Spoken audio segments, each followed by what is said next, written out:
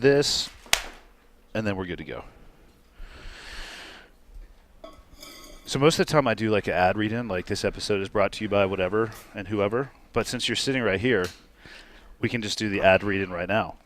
So this episode will be brought to you by 30 Seconds Out. And what's the code going to be? Say cleared hot. That's what it is. Yeah, there you go. It's cleared hot. And it'll be good for, let's call it, what, 10% off? Let's do 20. 20% one-time use? Yeah, one time per customer. Okay, one time per customer. Does it matter if it's uppercase or lowercase? Nope. Okay. All lowercase. So 30 seconds out. Actually, you know what? You explain 30 seconds out. Do your goddamn ad. Earn your keep. Yeah, right. So, yeah, 30 Seconds Out, we're basically just military pop art and kind of just taking the funny ideas and experiences of being in the military and doing commando shit and putting it on tees in sort of like sort of a funny way where, to the point where a lot of people, they look at it and they're like, I don't get it. And I'm like, that's fine, just move along. But wasn't that kind of what you were shooting for? Yeah. Yeah. Yeah. Yeah, because if you're making stuff, I think if you're making stuff for everybody, and everybody gets it, then you're like, you really don't have a niche. Like, what are you saying? Yeah. What are you putting out there? So. All right. So where can they find you? Go to 30secondsout.com. It's spelled out though, correct? Yeah, it's not 30. Yeah, I spell it out. THIRTY 30 seconds out. Or you can do 30 SECOUT. But if you just type it in 30 seconds out, it'll pop up on Google. Cleared Hot's a code, 20% off, one-time use. That's it. All right? Mm-hmm. And that's the ad read. It's done. Boom. Brought to you by 30 Seconds Out. Okay, got the red smoke. Gun run, north or south, west of the smoke, west of the smoke. Okay, copy. West of the smoke. I'm looking at danger close now. Come on with it, baby. Give it to me. I need it. You're cleared hot. Copy, cleared hot. As for the podcast, I was thinking about this. I don't know where to start. Because honestly, we have more things that we could talk about than I have room on this SIM card. Right. Where should we begin? I'm going to let you choose. I say we just come out of the gates and talk about the night you got hit.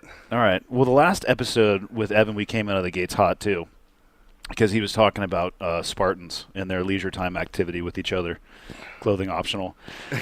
Right out of the gate, 30 seconds in, he was just hammering away at the Spartan culture. I'm like, and then a minute and a half in, he goes, "Can you say this on the podcast?" I'm like, "Yeah, man, it's the internet. Just fire away." All right, cool. So we'll start with one of the worst days of my life. That's awesome. I'm gonna you had a worse day than that? I could see possibly, but well, I don't believe in absolutes, so I try to say not use the terms always and never. So I'll say that was the second worst night, just because it leaves room that there could have been a worse night. Like, right. Ed Herzog is the second funniest person I know, because I've never met everybody. So he's right up there, and there might be somebody out there who's funnier than Ed. Yeah, I don't think so, but I put him at number 2. So I'll let you can fire it off. Yeah, so I was a new guy. You have to start the story right, though. What? So no shit, there we were. No, yeah, like that deployment. That was my second deployment, and the first deployment was wasn't as sporty as this one was going, and I was like the new guy in the team, and I was actually really stoked that I got to go on to be in your guys' team. I was too. I wasn't supposed to be, because I wasn't, and so actually, I never use names of guys unless I get their express permission before. So totally. First names would probably be okay, but I wasn't in Jody's team, so I was lucky to go as well too, because they kind of did a little bit of a draft. Yeah, which was good. Well, I ended up there because of I ended up in Jody's team, I think, because I had gotten into a fight right when I got to the Yeah, I know. I remember at Shaw's. Do you remember that night? I wasn't out that night, but I remember you telling the story of cutting your way through like a Bisqueen barrier, like you small portions of E&E with some hand-to-hand combat skill in Memphis. Yes. Yeah. Yeah. So I got pulled in. I got. That's how I got picked for the team. I think No, I don't think I know. So one guy goes, "I want the dude who's with the black guy who just got in the fight." And I'd only been in the team for a week and a half. Yeah, that was your first trip, wasn't it? I was in handcuffs a week and a half, and I'm like, "That's it. That's the end of." It was a good run, though. There it goes. The week Solid and a half 9 of days. glory. Fucking terrible. So you went through selection in 03. Mm-hmm. What team did you come from before that? 2. That's right. You were an East Coast guy. Yeah, but I started out at SCV1 in Hawaii. What class were you? At 193. I thought. Well, okay. All right. So my brain's scrambled in. I thought you were in the mid 200s. No, yeah, I was in 193. I'm actually gonna make it to we're gonna probably hit 393. Yeah, I'll be around. I'll go to Coronado for that class graduation. Your 200 class. Yeah. Yeah, 200 classes later. All right. So since we're already completely off track of that night, anyway. All right. So okay, but that's good. So I would have thought we. So what year did you join? You must have joined 93? 93, yeah. Okay. Yeah, 93. Interesting. Right out of high school. Where'd you grow up? I was an Army brat, so I moved all over. I actually lived in Hawaii a lot for a long time, for 8 years when I was a kid, from when I was 2 to when I was 10-ish. Okay, so SDV1 was like going back home. Yeah, in a way. I didn't really want to go to Hawaii, but because I already kind of lived there and I wanted to go to the East Coast, but I didn't have a choice. Oh, what'd you put on your dream sheet? 248. I did too, and I got 5. Mm-hmm. So I realized it's not really a dream sheet. It's just to waste your time putting something on a piece of paper. Yeah, totally. And then I think they threw darts, and it's 5, 7. There was no rhyme or reason to it whatsoever. Yeah, pretty much. So you were an Army brat. What did your parents think about the Navy choice? No, they didn't care. They were just glad I had some direction.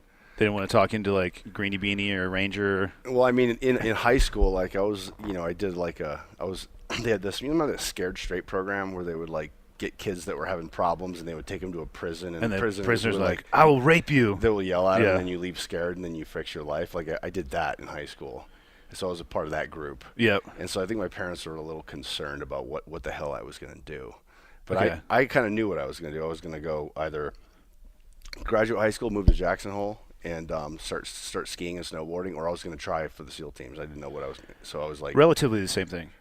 Yeah. You know what I mean? Really close. Right, yeah. Yeah. Right. Okay. Wow. And so you came in, Buds, SDV to Team 2 to selection, and that's where we because I think the first time I ever met you was probably at that trip at Mid-South. Yeah. We rolled out in the morning. Yeah, full on shiner. It was pretty awesome. Yeah. And that was from a cop. Yeah. Yeah, it wasn't from anybody hitting me. It was when I got tackled by the cops and cuffed, and the dude hit me like a linebacker. I was running from one of the bouncers around the corner. So hold on, just tell the goddamn story. Since this one sounds good too, we'll get to the other one later. Tell the whole story. So you're a new guy. You show up, and this is our first trip, and they're we're out drinking in Memphis, and we're at Beale Street, whatever it's called. Yeah. Yeah, and there's some scuffle with some of our guys and some people there, and so It definitely wasn't started by our guys though. yeah.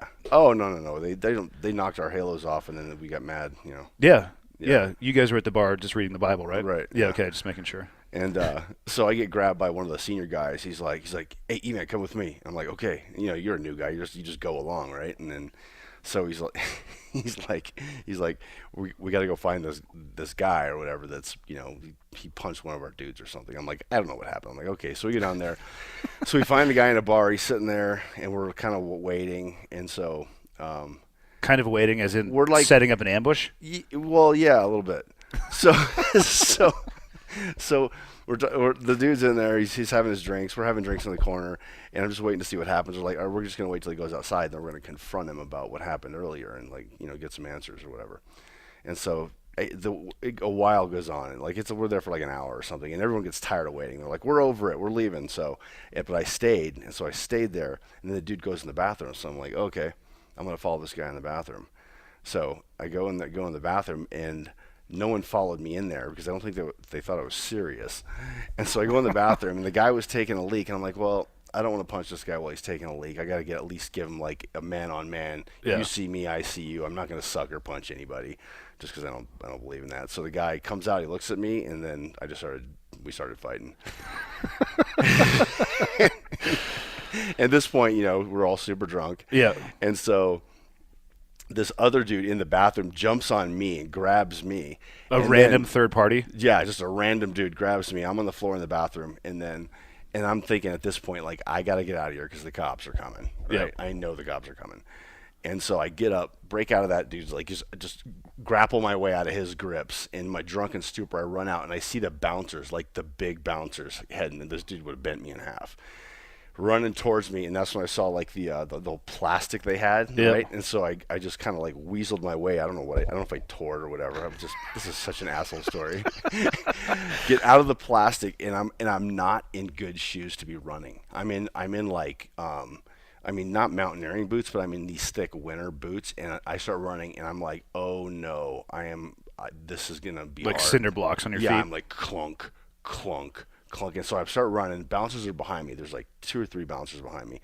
So I run behind the bar, come back on the street to double back. So I'm kind of like circling, looking for anyone I know. Like, I'm looking for the other dudes. Like, where'd you guys go? And I'm coming back. Right as I'm coming back into Beale Street, this cop, he hits me like Terry Tate office linebacker. Yeah. He just clocks me and just grabs my arms, and I'm just like airborne, and my face just smashes into the cobblestones, and that's where the black eye came from. Nice. And dude cuffs me, and then I see the other guy who we were fighting, right? The guy I just fought, and so they're like, hey, do you want to press charges? So I'm like, no, absolutely not. They're like, well, he doesn't want to press charges either, so you guys just you go home now. You know, like, don't. Your evening's over, yeah, sir. Yeah, you're done here. Yeah. So I took that. Yeah, I got uncuffed, and I was super lucky, because if I had gone to jail, if they would have brought me in, I would have been done. I would have been kicked out for sure. No, they would have given you options, like chicken or steak, window or aisle. Like, which one do you want on your way out of here? Right. You would have had choices. Yeah, totally. They would have all terminated and the eject button, though, for sure. Yeah, I actually remember, that Shiner. We were waking up to train at many trips at Mid-South. I'm like, all right, cool. Yeah. Okay, fast forward, 2005, February 5th. Yeah. So I end up, I get pulled onto the team with you guys, and they're like, hey, yeah, we're going to go to Iraq. And so I was super stoked, obviously. Like, I mean, I'm sure you were too. Like, we were like, yeah, we're stoked. And it was a good time to go, because it was... Well, it was just slow where we were going to go. Or slower, because it was still the tail end of the wintertime. It would have been slow. And it was like, because in 2003, when Iraq first went down, it got pretty benign after the initial invasion in 2003. Like, guys were, hopping in cars and going to get shawarmas in town. Like, no big deal, just carrying pistols, like. Well, Afghanistan was the same way, right? 2001, like, there was that first like, I remember my first time in Afghanistan in 2002. And we went from Bagram to, where did we go? We were augmenting the security detail. And we drove to the Yellow House, which is what they call it in a Humvee, right. And then we would cruise around in, like, thin-skinned vehicles, like the exact opposite of what you would do 5 years after that. Yeah, totally. Because I think everybody backpedaled. They're like, whoa, what's going on? Because they were getting crushed, mostly because we were about 8 centuries ahead, technology-wise and tactic-wise. Yeah. But they backpedaled out of it, and then they slowly started creeping their way back in, which is, I think, what happened in Iraq, too. Yeah. Because they just threw their hands up, like, hey, we're good here, figured out what was going on, and then the insurgency, like, drastically different. The tactics we were using in 2003 for that initial surge or the initial invasion versus even in 2005 were substantially different. Oh, totally. And what happened there too is they they basically created a ton of unemployed fighting age males in Iraq, because if you were on the side that we didn't like, you were fired.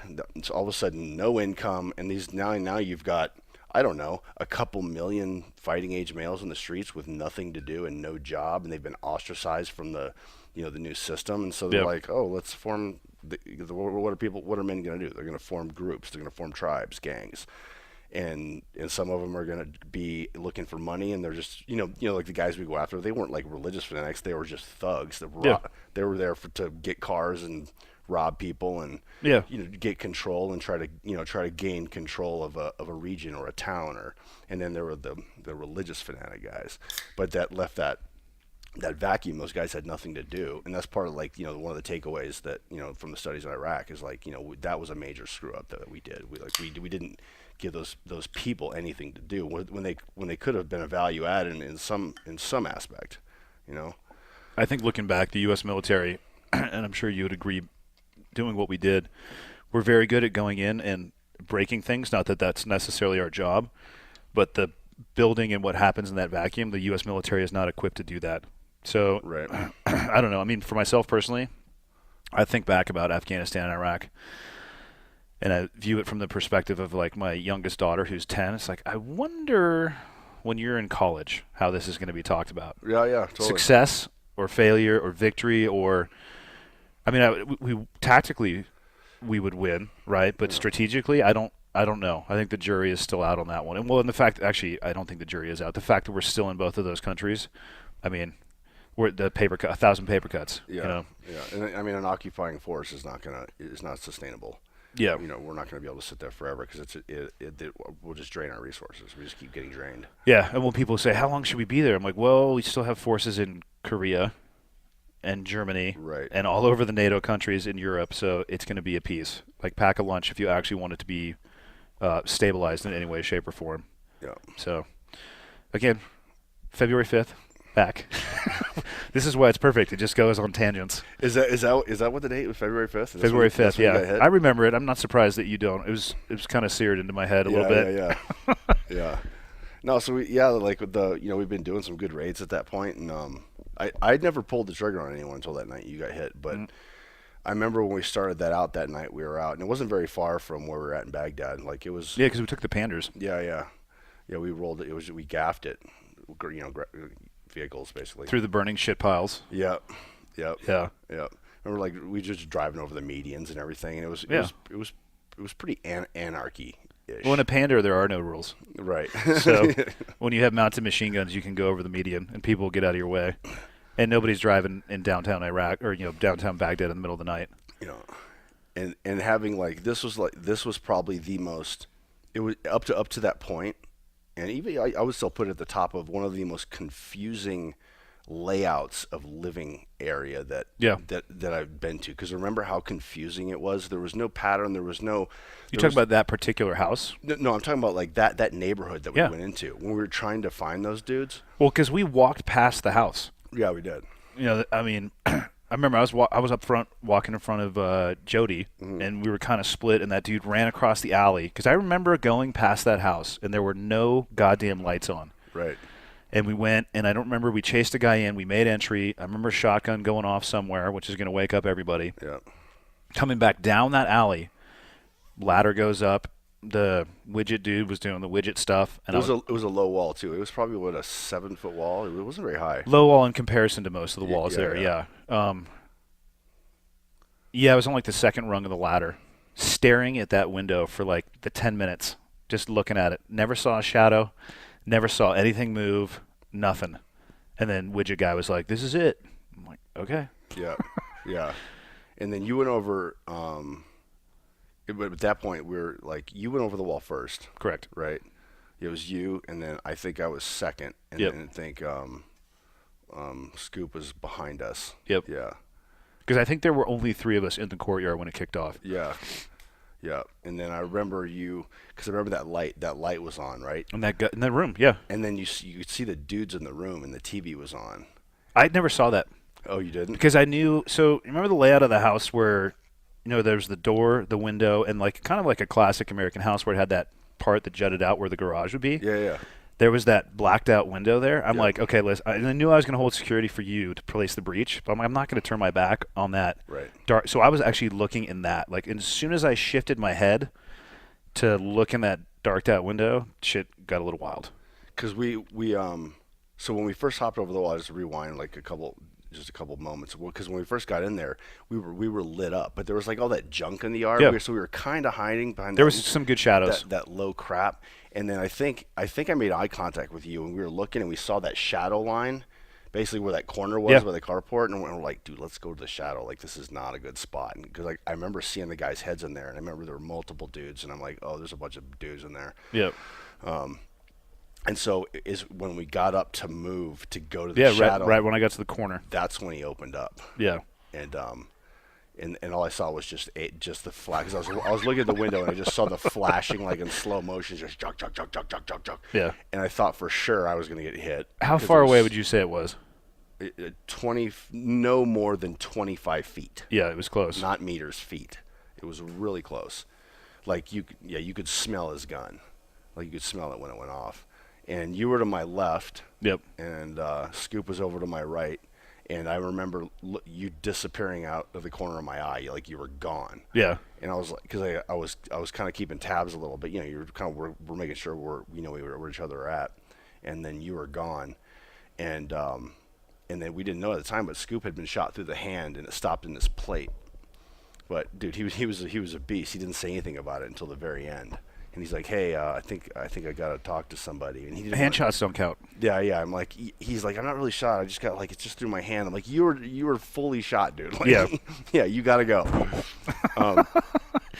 But yeah, so you disappeared, and then Scoop dumped his mag, and then I got to the corner, and then the dude was like looking out the window like that guy was fully engaged. Yeah. And, Which he was not. I never saw him.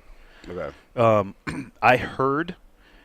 So the only time I've ever had that sensation of time truly slowing is I heard the round, the first one, and it hit me high up on my leg, right? Just barely missed my femur. And I remember my first reaction, I remember my hand like swinging down to grab it, because I'm sure we'll talk about my love of direct pressure. So I remember my hand swinging down to grab it, but before my hand hit it, so my entire leg felt like a funny bone strike. And then I couldn't move it. So before my hand touched the side of my leg, I was like, okay, cool, I'm dead in 5 minutes, because it's just powdered my leg. I'm going to bleed out inside of my quads. Femoral out. Totally. So it hit that, and as I was falling, I could just hear doosh, doosh. And as I got into the car, time sped back up. It was like boom, boom, bump, bump, bump, bump. I'm like, holy shit. Yeah. But I held direct pressure the entire time. It was good. That's excellent. It was excellent work. It's priority. And people listening to this can be like, what are you talking about? We'll get to that phase of the story in a minute. Oh, dude. And so we get Scoop's out. He's changing a mag. So I get up to the corner. So I got a spot, and now so I had a good corner, a good cover, Yeah. But that light was a killer, man. Yep. We were so lit up, and then. So I would lean out, pump 5 or 6 rounds into there, and the guy would duck. And we did this whole it was like on a TV show, trading fire. Like I would go do do do do do, and then he would shoot back, and it was like rounds were skipping off the corner. Yep. And then I would lean out, and then pop pop pop, and then he would shoot back, and then I go, oh, I'm gonna juke him. So I go boom, I lean out like I'm gonna shoot, and then I roll back, and I don't do anything. And then I'm looking, and I could see he was looking, wondering why I didn't shoot, and I'm like, I got him, and that's what I just filled him up. Yep. And then someone else in the room started screaming. I don't know if it was his friend, but it wasn't him. He died. Yeah.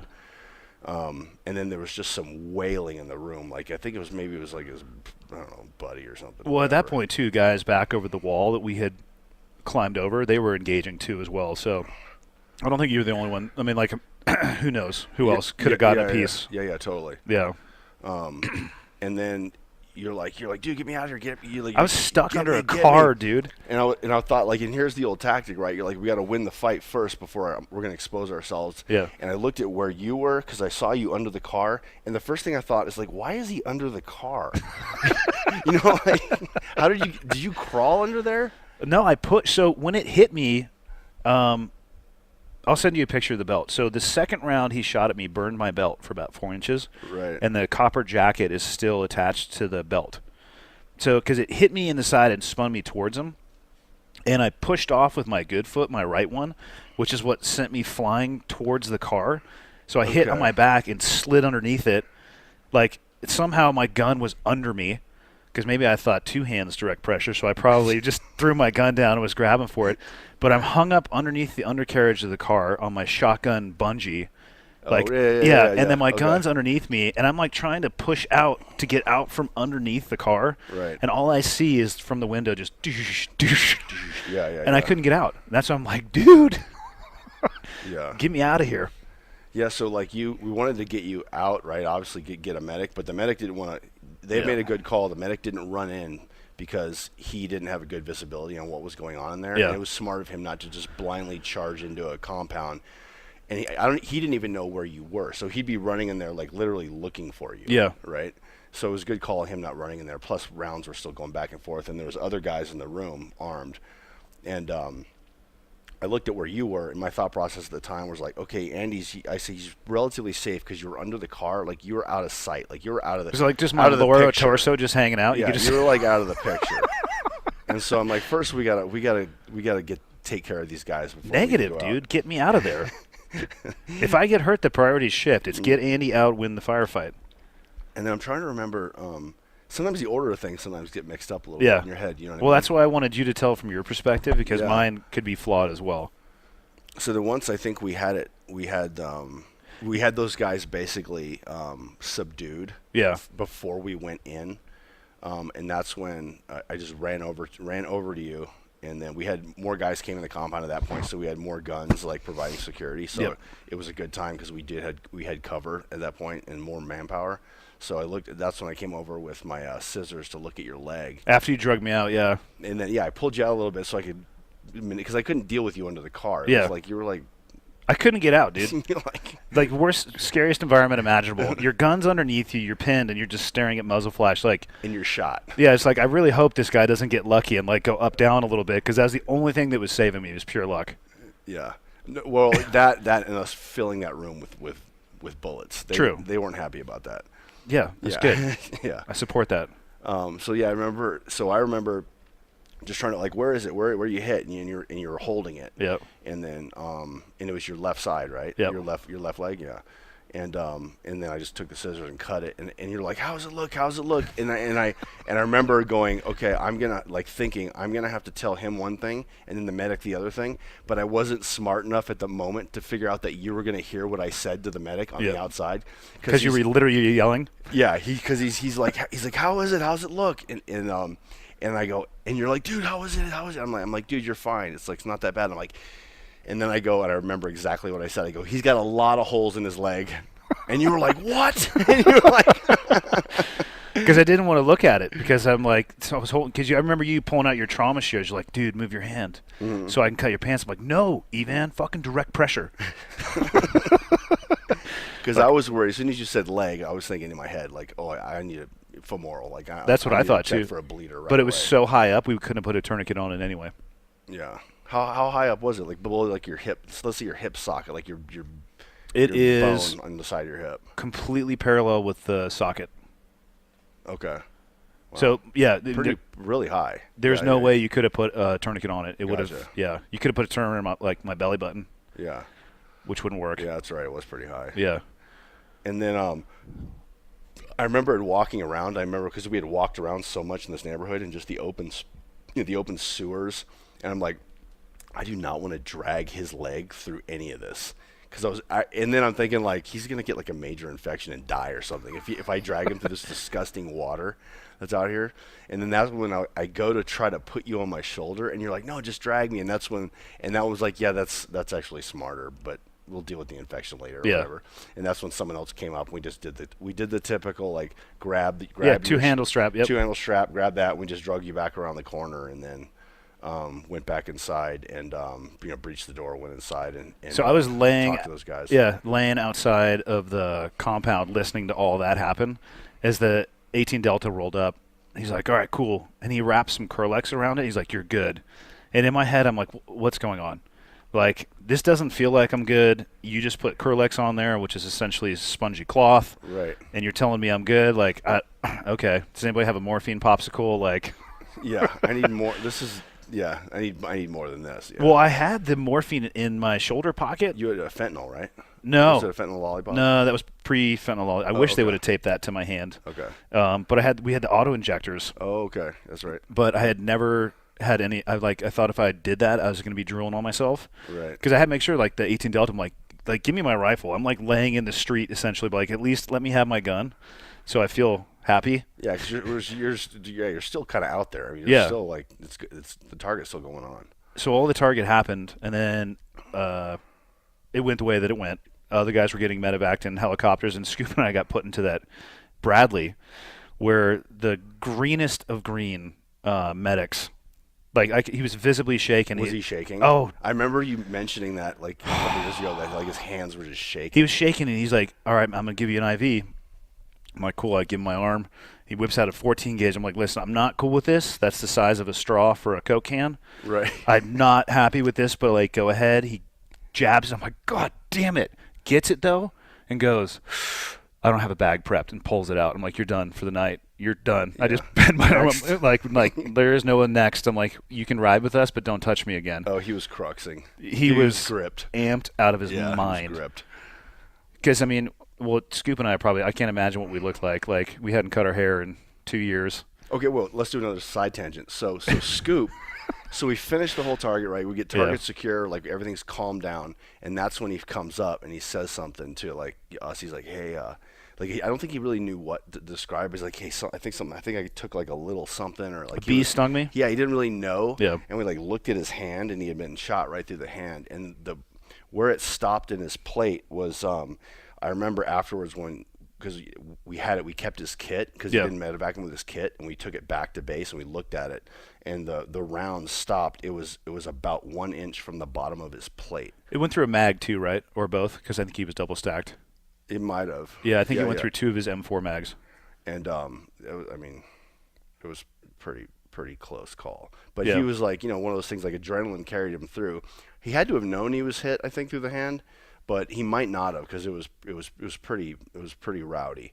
And I think when everything calmed down, his adrenaline came down, and then he's like, "Oh, I'm shot through the hand." And this was a while afterwards, but he didn't want to go. He's like, "No, I think it'll be good. We can just, like, because he wanted to stay. Like, who doesn't want to stay, right? You don't want to get medevac if you don't have to. Like, you want to hang out and keep operating." But yeah, so we basically made him get on the, go with you. Yeah. Get out of there. At least get looked at by the pros in bright light in a clean room. Yeah.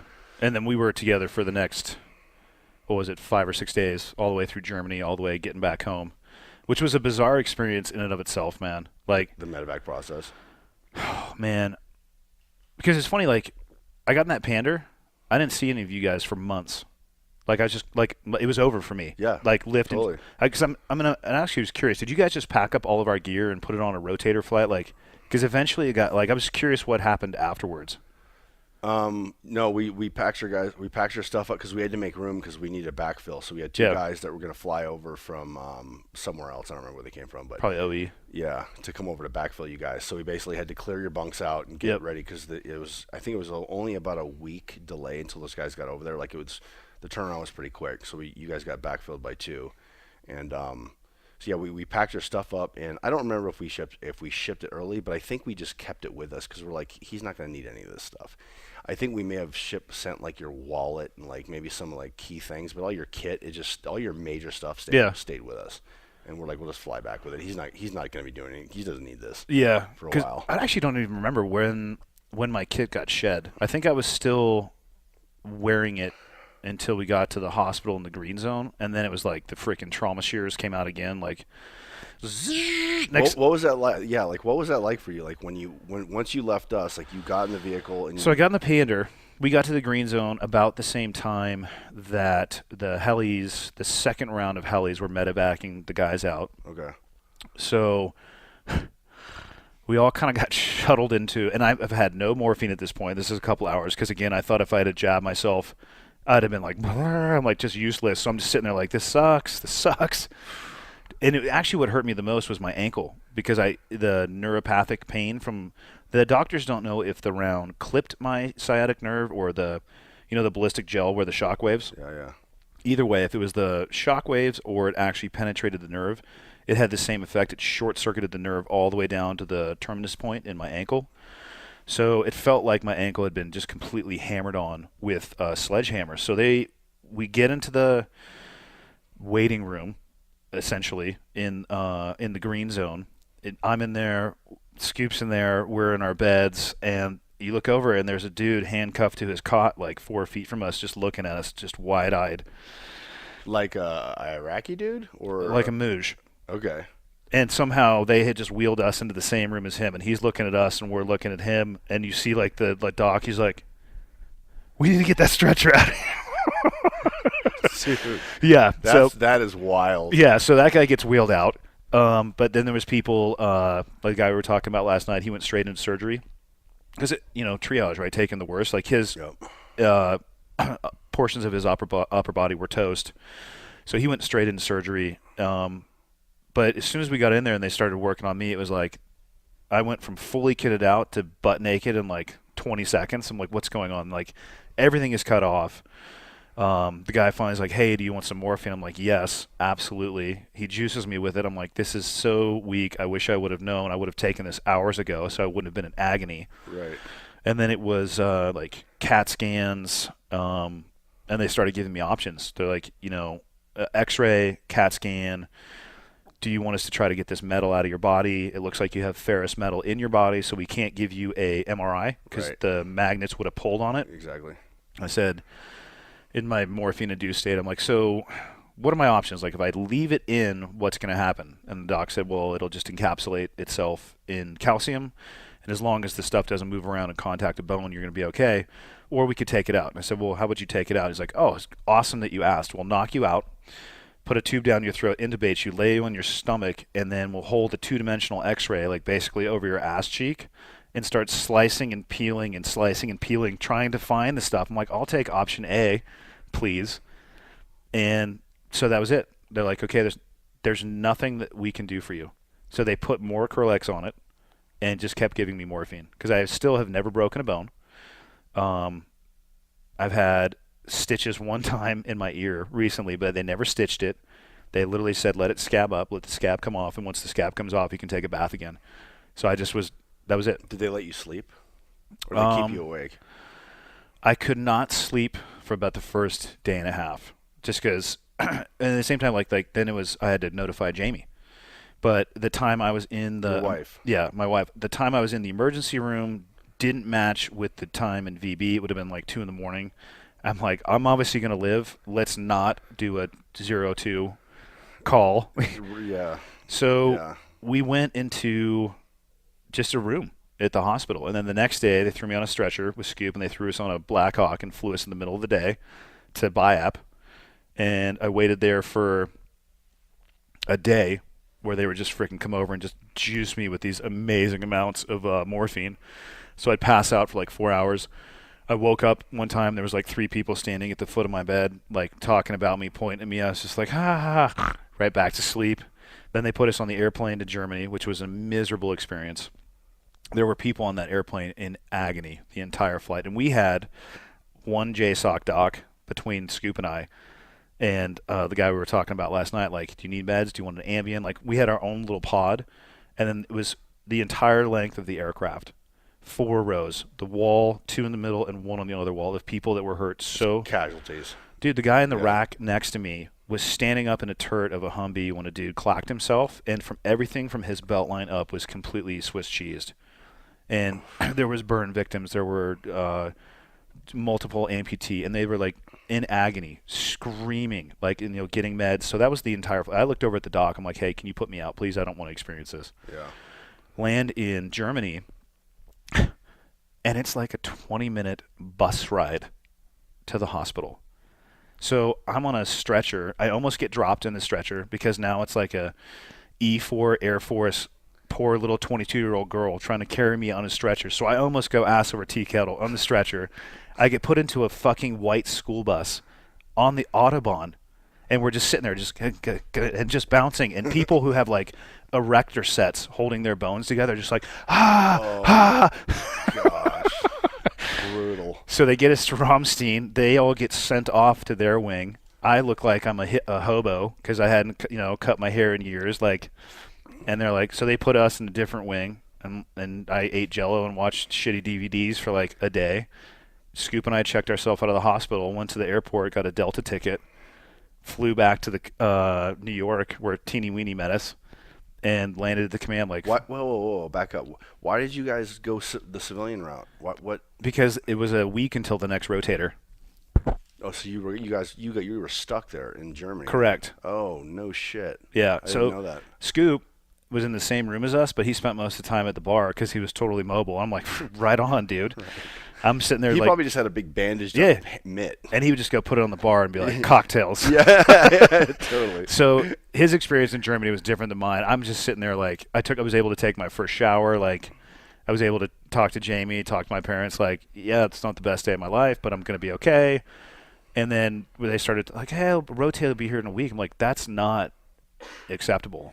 How did your wife find out? I called her. Command notify her, so you were the first phone call she got? Yes. Okay. So How'd that go?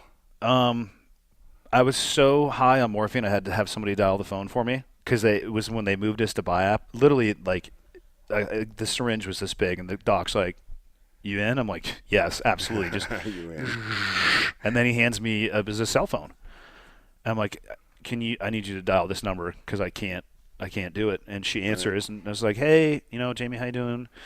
You know how I was supposed to be home in 2 months? I'm gonna be home probably in the next few days. I got shot last night, and I kid you not." She goes, "Like in the face?" I swear to God. I'm like, no, I didn't get shot in the face. That was what she said to me, and I did a podcast episode with her, and she admitted it. She was like, "Yeah, I don't know." Like, so she notified my parents, but I was able to first talk with her, so it was good. And I don't remember a lot of the conversation. We talked for about 5 minutes, and that was it. Like, "Hey, I'll see you in a few days." Okay, so then you get home and you see her like. She met me as the ramp was coming down, or not a ramp, the little stairs were coming down on one of the teeny weeny birds. She was sitting there, pregnant with our middle son, who's 13 now, with Riley, our oldest son, in a stroller. And it's like the most surreal, 48 to 72 hours before that, all this was happening, and like I'm hobbling off a plane, like in the sea. Winters was standing there. She hates him to this day because like and I'm sure I'm messing this up because this is her story, not mine, but he had a Purple Heart in a box. He's like, "Here you go." Like, that's what he said to her, like a total douche canoe move. Right. No respect whatsoever. And she was just like, essentially, "Go fuck yourself." Like, she hates him to this day. Right. Yeah. And that was it. I mean, and then you guys came home months later. I mean, it was bizarre. And I was totally left on my own for rehab when I got back. Well, because we didn't have the system that developed over the course there of was the next nothing. decade at the Yeah. in the command, like yeah. It was bizarre. So then, like you start rehabbing, and what are the docs telling you as far as like when where you're like, when am I going to start feeling my foot? They said probably 2 to 3 years, if ever. I have never had more medical professionals tell me that I don't know. Because I would say, because it was neuropathic, right? And they honestly don't know that it grows back about 1 millimeter a day or 1 inch a month. So it would have to grow back all the way down to that terminus point, the sciatic nerve in the ankle. So for about the first 4 months, I had foot drop. I couldn't articulate my foot at all. I could always plantar flex. I could always push my toe down, but I couldn't dorsiflex. I couldn't lift my toes up. Okay. And so they fitted me with like the plastic sleeve that goes underneath and it cups your foot and all that stuff. And I had some experimental like nerve tap stuff done on my spine to try to stop the pain. But the commands, I would go in and I would see Hutch, and he would put E-stem pads on for an hour and go, "Cool, we'll see you tomorrow." That was it. That was my rehab from the Navy. And the rest of it I was on my own, which is how I ended up meeting Dwight, because a buddy of mine recommended, "Hey, check this out." And it was like, I found Dwight, who was still associated with CrossFit at that time, started doing CrossFit as my own rehab, flew Dwight out to the command to do that seminar, and then took over my own rehab by just basically exercising is all I did. That was the first seminar I did with Mark. With Yeah, Dwight. that was the first When time he had came out. ever done one of those seminars at the command, Yeah, which yeah. I think, like looking back, I think it did change a lot of the culture when it came to exercise. Yeah. The dudes who were soldiers in there, chest and tries, back and bis, and like Triple S and I are like pushing frickin', quads around and doing rope climbs and drags, and people are like, "What are you doing?" I'm like, "What are you doing over there on that incline bench?" Yeah, totally. Yeah. Yeah, I remember that. Yeah, it was good. Because during that course, I think that was the first time that I had ever kind of almost hit the wall on a exercise machine. I was gonna say vomited while working out. Yeah, I was like, it was the rower, and it was like, "Oh, we're gonna row 500 meters as fast as you can." I'm like, 500 meters doesn't seem very far to me. Like, I'm like, okay. And now it's like everyone knows, everyone Yeah. knows the 500 meter row now. But at the time, I'd never even heard of this. So You I'm row as hard as you can. It doesn't feel that bad, and 20 seconds later you go, "Oh no, what's happening?" yeah, and then my lungs are yeah. shredded. Yeah. What catches up, and then that intense pain, and you basically fall out of the rower while you're still strapped in for about 2 minutes.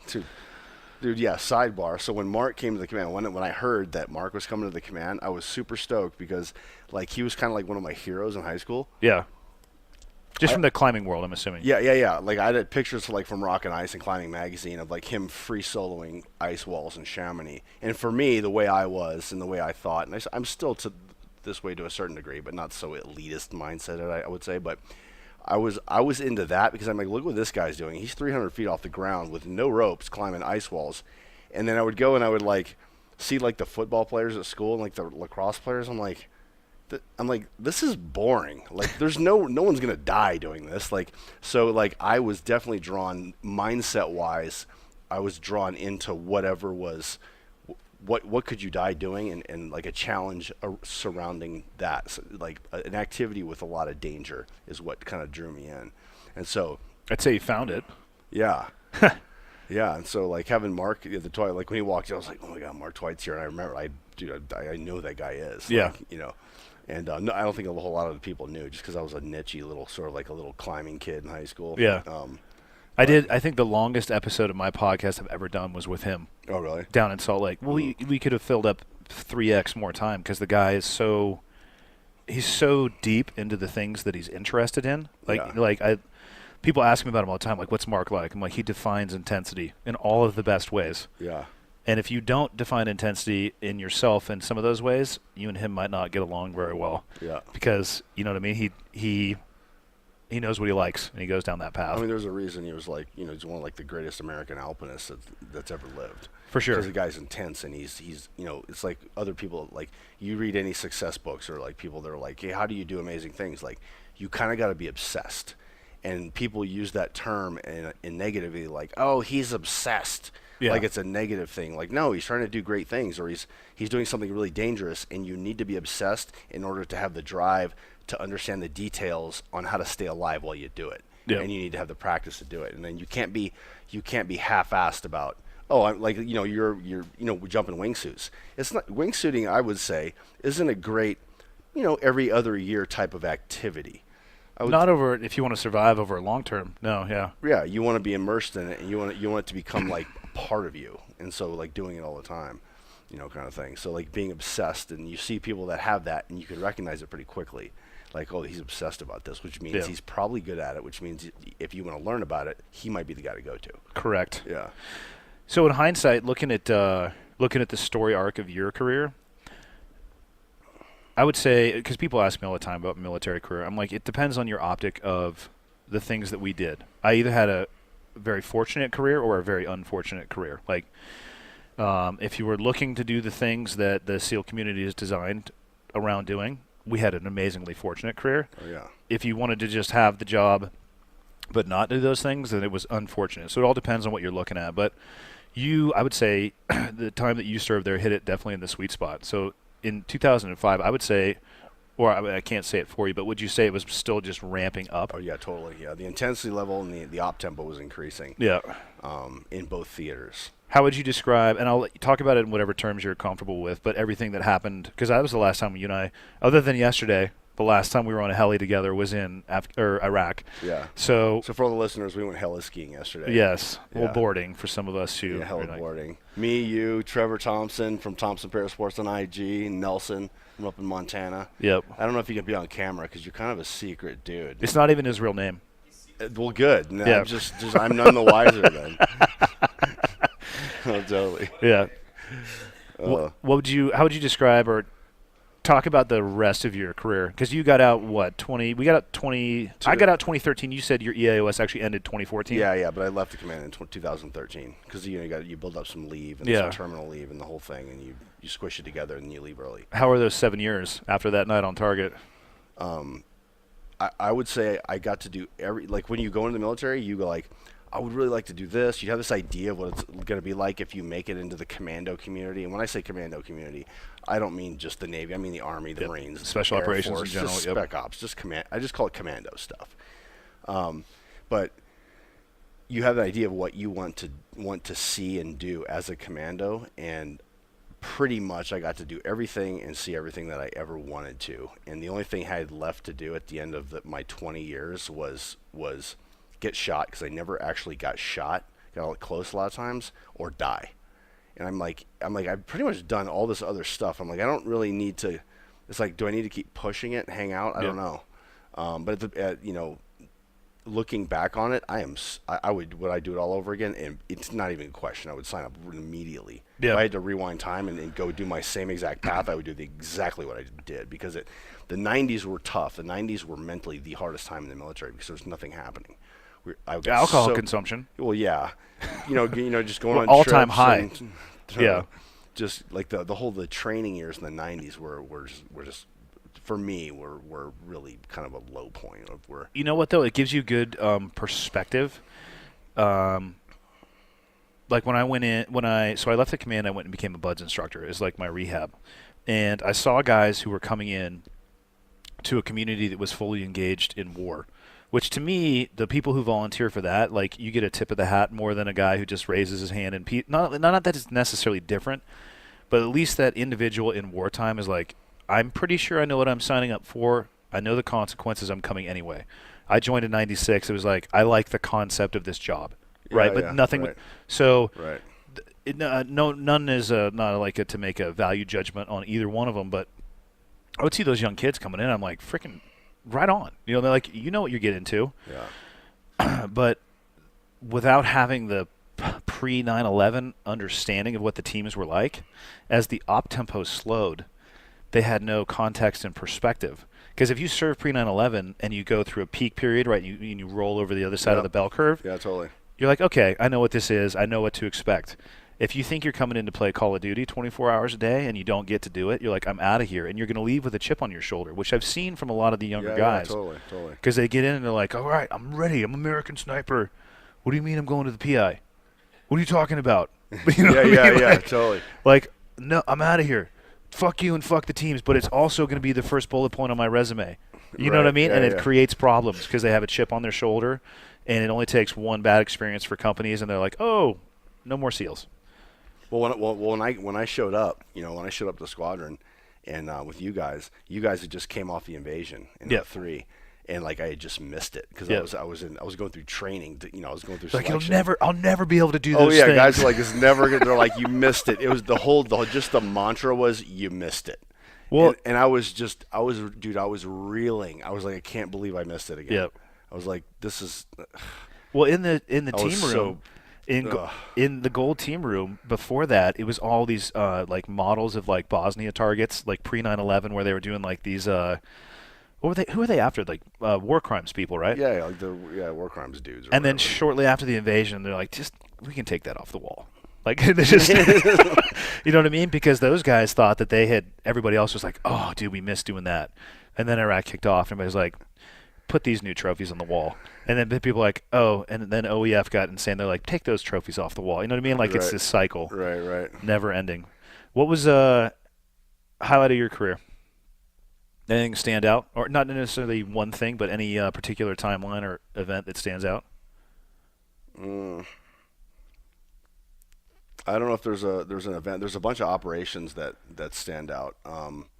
That we got to do. Some of them we can't, talk about on the podcast, but we got to do some operations that are, you can't really talk about them, but those are sort of like just call them high profile. Highlight items where you get to talk to the president, and that was pretty good. We got to have a conversation with Obama in a room. He called in one time and talked to us, and I'm like, I don't care what your political leanings are. If you're talking to the United States president, that's a big deal for me. I don't care what political side you land on. You get to meet the president or talk to the president. That's a big deal. Yeah. But I think getting to, just looking overall, like at just umbrella wise, like being able to thinking about it was just year after year after year of deploying and getting to do all the things that you wanted to do when you were like, I want to try to go be a commando. Yeah. And it was happening, and it was live, and then the consequences were happening. Low point for sure was August 6, 2011, when Extortion got shot down. Yep. Yeah, definitely. So we were in, that was our team, and so some of those guys I had known for over a decade. It was 2 Troop, right? Yep. I mean, so you and I both started off in E-Team. Yeah. If you had extended the timeline long enough, right, and we had stayed on that, like, because people asked me about that too, and I knew the same thing. I knew a lot of the guys. You worked with them a lot longer, but it's not an impossibility that if you had stayed and not moved on, you'd been in that helicopter as well. Yeah. You know what I mean? Yeah, no, totally. I mean, so Were you over in OEF when that happened? Yeah, no, yeah, we were over in JBAD, and we were just in different bases. Yeah. And 2 hours before those guys got hit, I was on text and computer chat, military computer chat with two of the guys, just talking about the next training cycle coming up. Like, hey, what trips you guys coming up? How can we support you guys? Because we all when we come together, we train a lot together. So Were you a team leader at that point? no, yeah, I was. I Okay. was. Yeah, I was. Where in the deployment cycle was extortion? Towards the tail end? Middle. Okay. Yeah, we rolled out in I want to say end of June, beginning of July-ish. So there was into August. So it was just in the middle block. Yep. I would say. And I was chatting to two of the guys, and they're like, "Hey, we got to roll out. Something's popping up." And I was like, "Okay, I'll talk to you dickheads later." And then it was 2 or 3 hours later. One of the boys opens the hut. And overseas, we have these huts we live in are built out of plywood, and they're pretty much the same everywhere. B huts? Yeah, they're just plywood walls. There's an AC unit in there. Why are they called B huts? Because I think the CBs build them. So they just take the B, CB hut is short for think CB so. hut? And there's probably a CB listening to this that knows this, but Yeah. I don't know. I think it's because of the CBs built them. Okay. Because the CBs are the damn saviors of the whole thing. Yes. I mean, if you should roll up somewhere and there's no CBs, no infrastructure. No, you're sleeping on gravel. Yeah, we're like, this is terrible. Yeah. Yeah. No. But I forgot where we were going with this. You're talking about extortion. Somebody opened the B hut door. Yeah, opens the B hut door, yells down like, "Hey, those guys just got shot down." I'm like, "What guys?" They're like the boys over 2 Triple. I'm like, "No, they didn't." I was like, "They didn't." It was just like we don't get shot down. What are you talking about? And so I go over to the computer screen room, right, with all the computer screens, and then we're good in there. And the first thing I saw where I was like, "This is not good," was just a black circle because we're looking at thermal. Yeah. And you just see the black circle, and you hear the comm. They're trying to reach out with get them on comms and any station, please respond. Yeah. And there was nothing. And then they're probably, we weren't sure at that point if they had been dropped off or if they How were bad it still was, in, or they're probably already on the ground somewhere over there helping out with the Rangers. You know how the story went. It's all out there anyway. And then the moment I realized that this was real and that those guys were gone, and is when when they put over the ticker, it comes out of the main base over in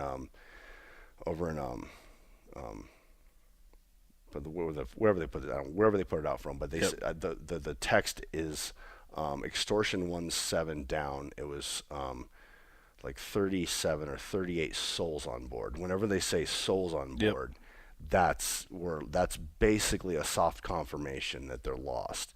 And then we saw that come across from the base from Bagram. Yep. And I was like, oh fuck, because that means they've confirmed something or another. They've gotten to a point to where they're going to call this basically a soft, announcement, so to speak. And then it was just. But What so happened that was definitely a low point there for sure. Yeah. What happened on the rest of that deployment? Was it like an all halt? Because they stood us down for sure. 50% of the force, right? Yeah. It was half of us that were overseas were dead at that point. And then they stood us down because we, and this is where I'd really liked the Rangers before, but after this night and after this operation, and including what the Rangers guys what they did on with Red Wings, up in Kunar, is they went out to the crash site like these young dudes, and the Rangers generally tend to be younger than we are on average. They went out to the crash site and they cleaned that place up, and they're talking looking at American soldiers. They didn't want us to go. Yeah. Because we started putting our stuff on. We were getting radio checks. We're like, we're going to the site right fucking now. Spin the birds. Yeah. We're not. But it was, looking back on it, it was probably a good call not to have us go and clean up our own. For sure. Best friends. Didn't it burn for over a day? Oh, yeah, a long time. Yeah. Yeah. Yeah, because, the metal was on fire. Everything was burning. Oh, the aircraft aluminum? Yeah, once that starts, you can't put that out. And then so the Rangers went out there. They cleaned the whole site up, and then these boys, they carried a section of a rotor blade. It was at least, I think it was, we measured, I think an arm length on it. It was a 7-foot section of rotor blade. They carried through Indian territory, so to speak, for kilometers and kilometers and kilometers. They carried this thing a long fucking ways so that they could hand it to us and say, this is what we got off the target from your teammates. And that thing's, dude, when they brought that over to us, I was just like, Yeah. you guys are amazing. Fucking humbling for sure. Oh, totally. Yeah. Yeah. You think you're at the absolute tip of the spear, and then you see some people do some shit like that, and you're like, I'm not fucking worthy. Yeah. No, totally. Yeah. And so like, did they end up just bipping that thing afterwards after they got everything out they could? I'm not sure. I'm not sure what they did once we got we recovered everything that needed to be recovered. Firstly, obviously our guys. Personnel, yeah. Then whatever equipment, sensitive items, that whole thing. I'm not sure what they did with the site. It was next to a village, so I don't think they dropped anything big. But yeah, those. The other thing, I guess the other, that leads me to this point. Like the other thing that I liked about when you're busy is the competition between units. Like, like we want to get a mission, right? And everyone's like clamoring, like in the 90s, like, getting a mission was like a juicy giant steak with the wolves just in the surrounding. 90s, the golden Connex box would have opened. Yeah, right. The golden Connex box with all the things you need to make your commando dreams come true. God, took me 10 years to realize, like, God damn it, there is no golden Connex box. Right. Well, actually, the golden Connex box is the command because it's just the budget. Yeah. But yeah. But it was like the competition became between units and getting missions and all that really started to level out.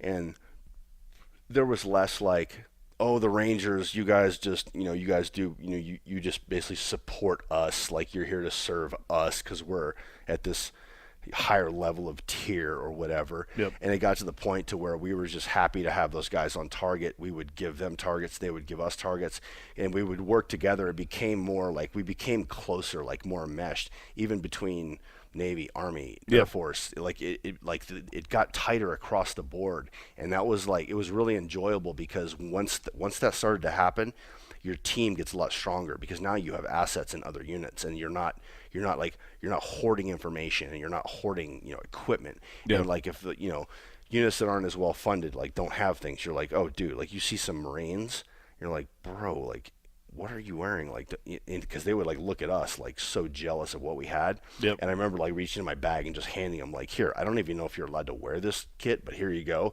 If you get to a point you can wear that. Here's some extra mags. Here's, you know what I mean? So there was a lot of sharing going on because everyone had enough pie on their plate to where they were like getting full.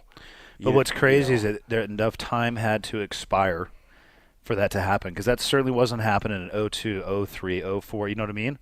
Right. Because everybody had to get their plate because we had lived in a theoretical world. Yeah. Totally. And then everybody was like, oh, this steak is awesome. You had to go through the buffet line. Yes. Stack one time, get full, And and then sit they're like, there and, hey, like- we need you to go through again. You're like, I'm getting kind of full. Like, Yeah.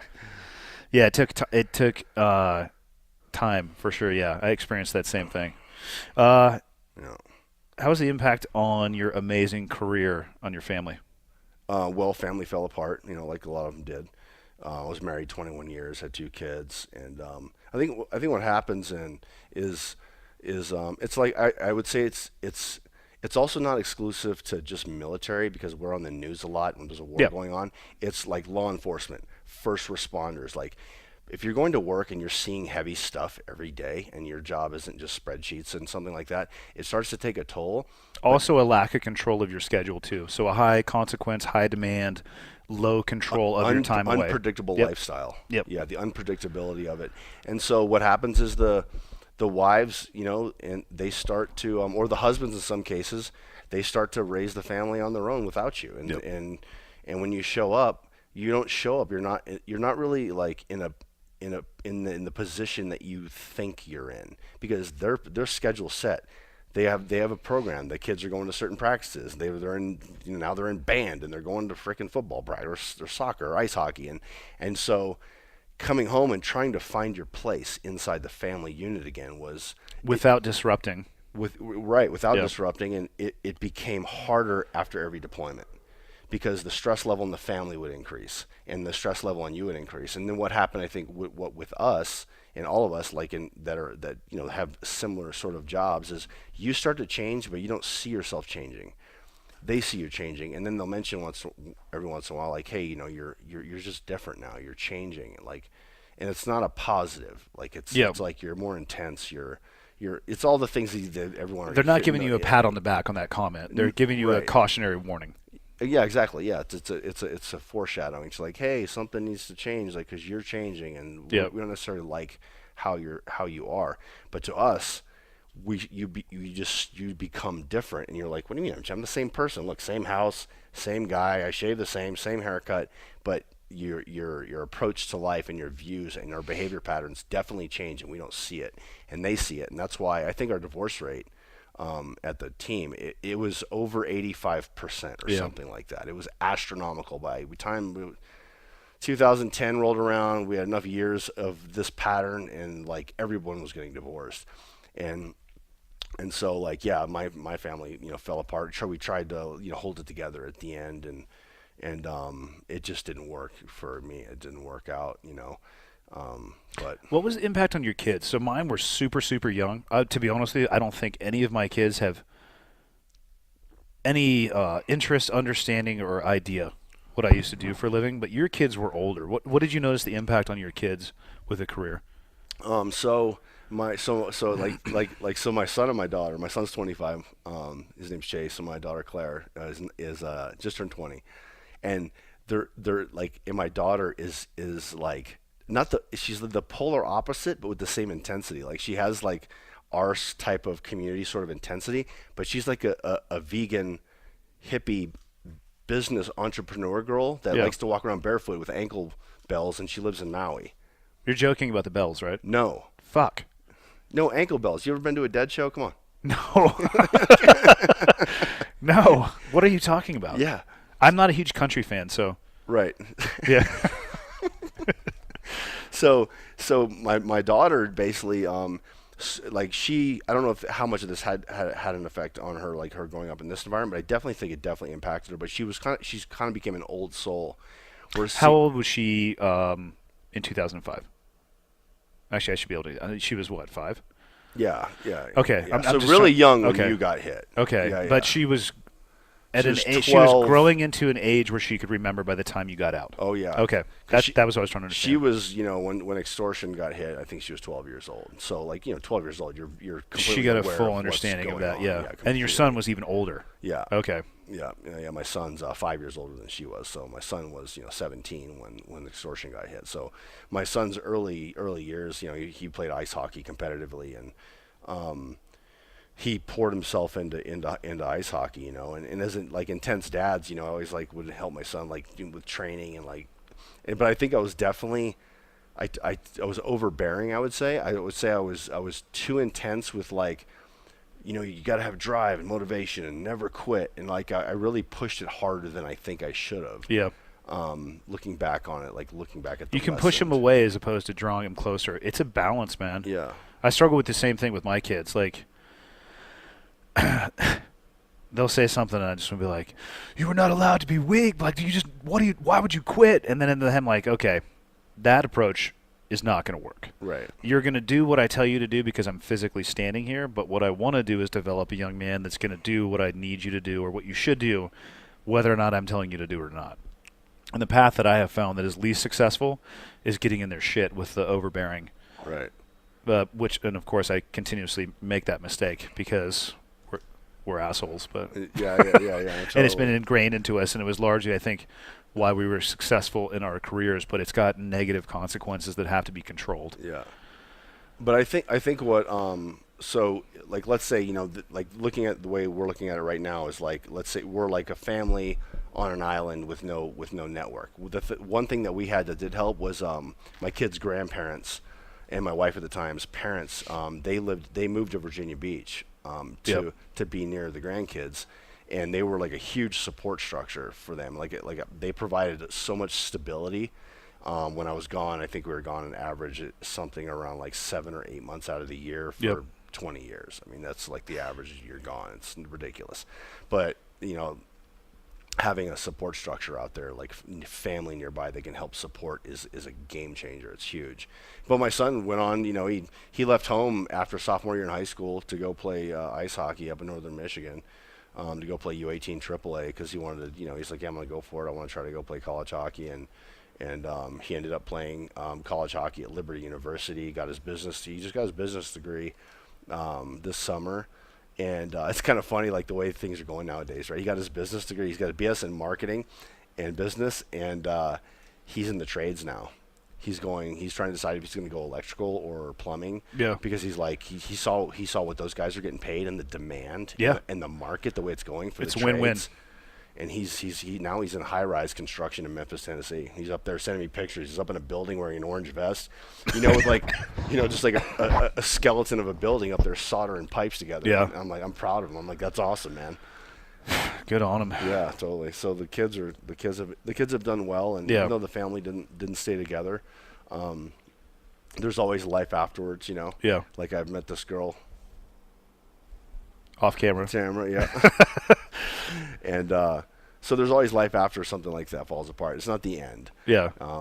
And there were dark times for sure. Like when I first got out, like you go through I'm sure you've gone through that, like some dark periods. It's everything for me is It's shiny lights and positive. Yeah. Do you have a course I can sign up for at all? I do. It's Okay. $19.99 a week. That's fine. Yeah. That's just $19. Yeah, Okay. 99 cents, $20. Okay, even I 20. meant. Yeah. No, it sucks. Yeah. Yeah, I'm my own worst enemy. If you give me enough time with me by myself, thinking about me, it doesn't go good places. Like it's the isolation. What you're talking about, the network of people. The isolation for me, I found, is the worst. And the times of just I don't know, self-reflection or just. It was tough for me getting out of the military. I struggled for a year and a half. Yeah. Along those lines, do you think, looking back at your career and where you spent the majority of your time, do you think they should limit the number of combat deployments or the amount of time people can spend in combat? I would say, ideally, that probably wouldn't be a terrible idea, or create more of a buffer between deployments. Yeah. But then, there's that phrase where you can't generate an unlimited amount of special operations Correct. overnight. So the demand is out there, and we're going to fill the demand because ultimately we're working for the DoD, and we're machines that they deploy as tools to accomplish tasks. And if the machine gets a little wear and tear, that's part of the game. Yeah. And so I think the demands are always going to outweigh the concerns of the individual, because when you sign up, you're signing over your life, and you really, that's what we all did. You're a part of a greater thing right now, and you're a cog in there, and your cog, when it's time, you need to be turning when they say we need these cogs turning. Yeah, I'm just curious your thoughts because having been out for a while, I think this country has been in sustained combat longer than it ever has been in its history. Yeah. And nobody knows the actual consequences of that. The divorce rate at 85%. Right. Guys deciding that the solution to how they're feeling is to put a fucking gun in their mouth. Right. And I have no data to support anything. I spend enough time thinking how much connection is there between amount of time gone, stress on the family, things that you see overseas. Okay, well, think about this. Let's take February 4th, 2005. You're not shot yet. Yep. And we get an email from the command saying, hey, we're going to try to limit the trauma that you're experiencing, and you won't deploy again for 18 months after this deployment. Yep. What would you have said? Spam filter would have picked that up. Right. It would have been tough because I was in my early 20s where I wanted to be doing what I wanted to do. But that's what I'm saying. But here's the thing. People at our age have the perspective looking back. And the guy who would have received that email at 25, I don't know how old was I when I got shot. 2005, I was 77. I was 28 when I got shot. Okay. My 41-year-old self now, I would want to go back and talk to that 28-year-old kid who got that email because, my family life certainly isn't perfect. I didn't go nearly as deep into the career field as you did and do the things that you did, but but the thing is though, I was around it enough where it had the impact on my family, but I never saw it because it was a 1% slide at a time. And when my wife and I argue sometimes, we argue about shit from Virginia Beach, which is a lifetime ago. Right. And we argue about it because I never had the time to close the loop on it because it was hey, I gotta go for this rut. I gotta go on this trip. And so it doesn't go away. It's just a staph infection that's going to come back later on. And I never would have been able to because I had the same headspace as you. If I had gotten, I'd be able to like, screw you, man, like auto send a spam folder. Yeah. But now knowing what I know, I would at least, I feel responsible for protecting my younger self, and so I would feel responsible for protecting the younger guys. So you sound less selfish than I am, because right now I'm thinking, That's always been the case. yeah. But like, I at the time, and even now looking back on it, I'm like, this isn't going to last forever. This is what you've wanted your whole life. Like, I was reading books about LERPs in Vietnam and Navy SEALs in Vietnam when I was in middle school. Yep. You know what I mean? I kind of like, you asked for this. Yep. It's time to get it on, and I know that there's a window there where it wasn't going to last, and the operations were so fucking good. I didn't want to miss a second of it. Yep. So, like, if they were to say that, I would have been immediately like, oh, I'm gonna go to like try to go to Marine Recon. Or I'm gonna go to try to go to the BAT, or like I would have tried to found another avenue so I could keep doing it. But that's because we're morons. Yeah, no, we're selfish. Well, and you remember the enlistment contracts that we sign. There's no space for have your kids sign here, have your wife sign here. Yeah. So when I was young and reading those books, like, and I hear you say that because I read the same books, I was thinking only of myself. And it wasn't until halfway through my military career that there were other people to think about. But Right. I was, you know what I mean? I was like, because I was the same way. Like, I was committed. Like, dude, 2 months after I got shot, I'm doing fucking tandems, down in Moyoc, because like I couldn't mentally accept the fact that I was done. Right. Like, it was like doing 800 miles an hour in the Indy 500, and I was like, oops, missed fifth gear. That just went in reverse. There goes the tranny. I couldn't process it mentally. That was the hardest part for me, because I didn't want to be done. Right. And I can only imagine the asshole that I was, like, being around Jamie, like, because I was pissed. I just wanted to deploy again, and I'm like, God, if I could just go back and have a little chat with myself. And it's like the same, mantra that everyone at this point, like, there's so many books written about it and so many stories about it, where once you're in combat with guys, everything else sort of just is a second place to that in a way. Yeah. And not always, but it's definitely it is a high competitor for first place at all times. and you get addicted to it, and you don't want it to stop. I did. I think heroin addicts talk the same way. I mean, literally, yeah. For sure, because we're addicted to endorphins, right? And you're addicted to, like, the endorphins that come along with the excitement of the job and the training you do. And You're you jump addicted out to of winning. planes. You're addicted to winning. That's what it is. A buddy of mine he was asking me about just war in general. He's like, and he asked me, he's like, what's the worst part about war? And I thought about it for a second. I said, that it ends. He's like, what are you talking about? You're a psychopath. I'm like, dude, I've never felt such clarity of focus, clarity of purpose, clarity of like, all of my systems were functioning at a peak level. I knew what I was going to do. I knew what my job. I knew what the people next to me were doing, and it was awesome because and at the same time, you are participating. And I was going to say playing, but it's not. You're participating in the highest risk, highest consequence environment, and you're winning. Yeah. So yeah, I loved it. Yeah. I loved the winning. You know what I mean? It's yeah. And you get addicted to it for sure. I don't know. And now where I'm at in my life, I think back, I'm like, I just wonder what the long-term consequences are for guys who, okay, I'm on my 22nd deployment. Like, that might be too much. Yeah. I agree. There's a point, like kind of what I was saying earlier. Like, I did get to a point to where I started thinking about everything that I got to do personally as a commando guy. Yep. And I was like, I pretty much have checked every block, and the remaining blocks are not looking good. Getting shot, dying, and so I'm like, I'm okay to leave now. That's why I left it. That's one of the reasons I left at 20.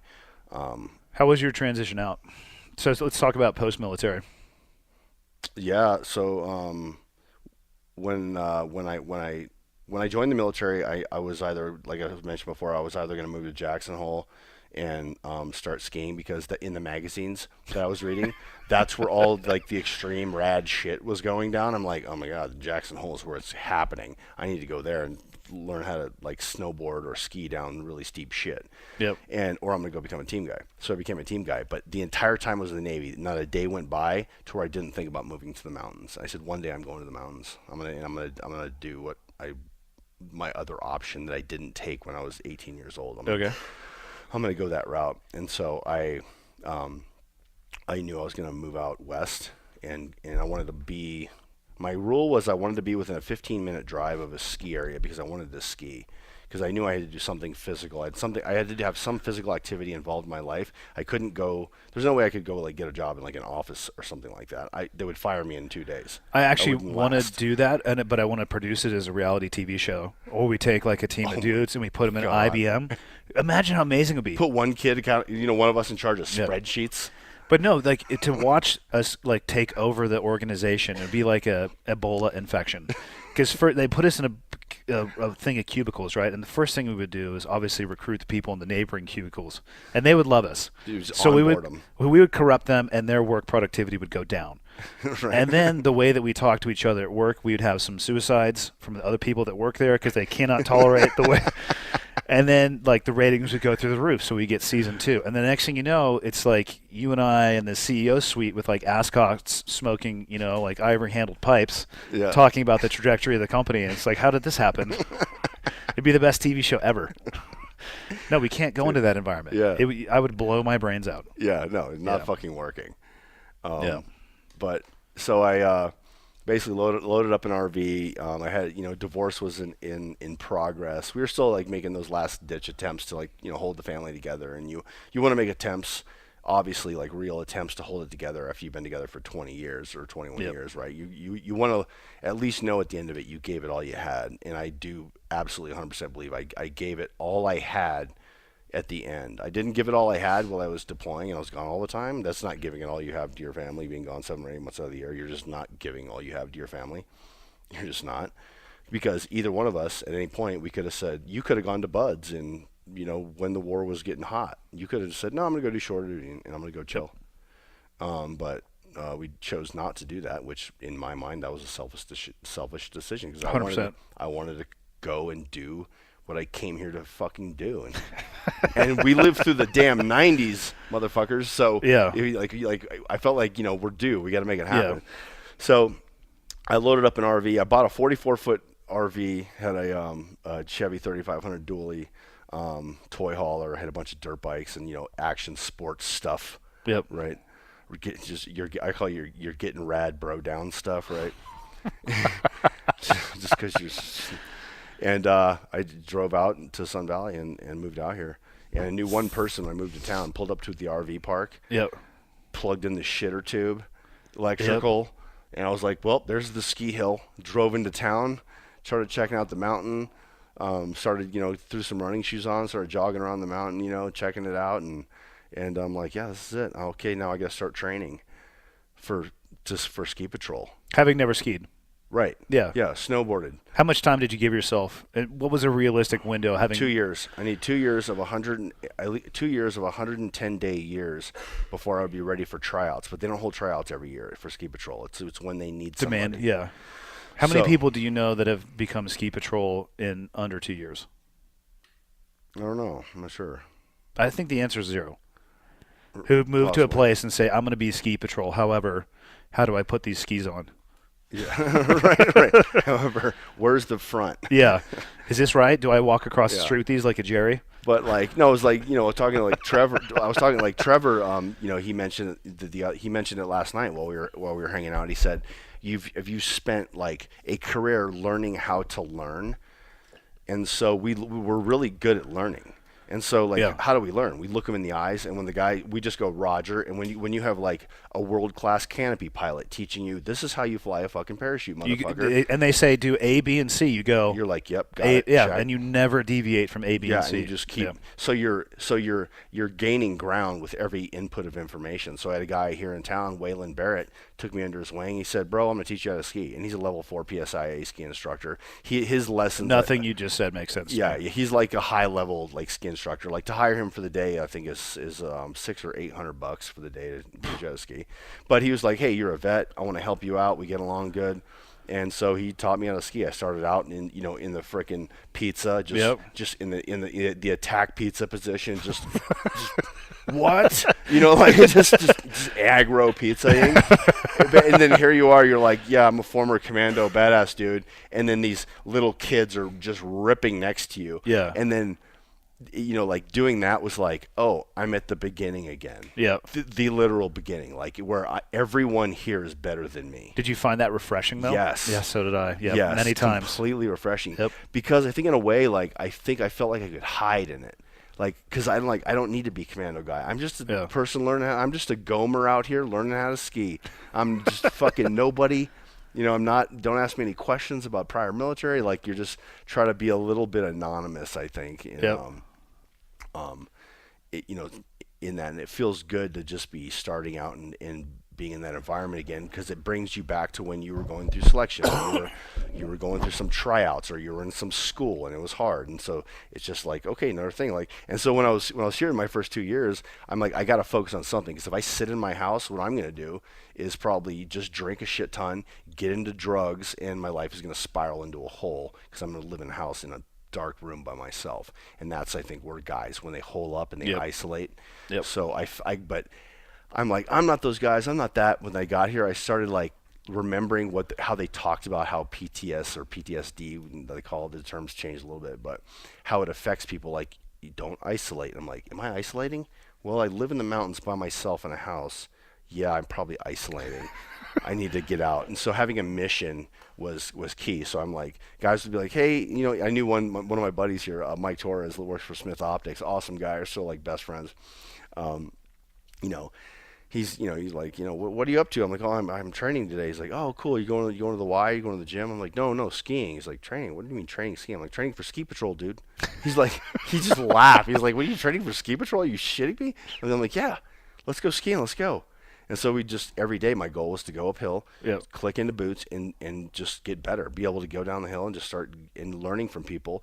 And then every once in a while, I'd find myself on a chairlift with Mike and another guy, and afterwards, Mike would be like, oh, that guy was in the X Games. Like, he'd be a guy to listen to on how to ski. And I'm like, hey, can we do a run together? And the guy's like, yeah, sure, let's go. And I said, okay, let me tell you right away, I suck fucking balls at skiing. and if you tell me, I just want one good fucking takeaway. Just watch me ski. Also, how do you do a backflip? Well, that was the next day, right? And just listening to people that have zero combat experience, zero military, but I don't give a shit. Like, I absolutely respect guys for their expertise in their field as much as I do a dude that's walking around with a fucking Medal of Honor around his neck. Yeah. I mean, I'm like, you're a badass. Like, no, it's the same thing. It's just a different field. Yeah, totally. Yeah. And they just decided a different route. Like, those guys are the same people that are the obsessed mindset people that would probably make it through buds. Yes. In a lot of cases, not every case, but I would say average-wise, they would have a higher than average passing rate getting through SEAL training. For sure. A lot of these obsessed, climber guys and, jiu-jitsu guys and MMA dudes. Anybody who's willing to go down a path far enough where it starts getting into sacrificing quality of life for a goal, pain, and they're starting to push through stuff, now you're starting to go up the bell curve of people who are going to be successful. And like going a decade with zero glory, just grinding it for a fucking decade. But doing shit that people, if they were to swing the spotlight on you, you would have all the glory. Right. But you're just a dude living in a van down by the river climbing shit. Yeah. Yeah. Yeah, totally. So where'd 30 Seconds Out come from? Let's get to the company you got going now. I mean, I know you know what it's about, but it was kind of like I've heard the term a couple times. Yeah, you have like 30. No, but I mean, just in general, it's I'm fascinated by what people do when they get out of the military, because I actually don't know what I do for a living, and I'm still trying to figure it out. So my least favorite question, people are like, what do you do? And I go, I don't know. And they're like, okay, you don't have to be an asshole. You could just tell me. I'm like, no, I don't know. I'm still trying to figure it out in my 40s. Oh, that's good. But yeah, so how would you describe it? Apparel company? Yeah. People say, what do you do? I say, I sell T-shirts on the internet.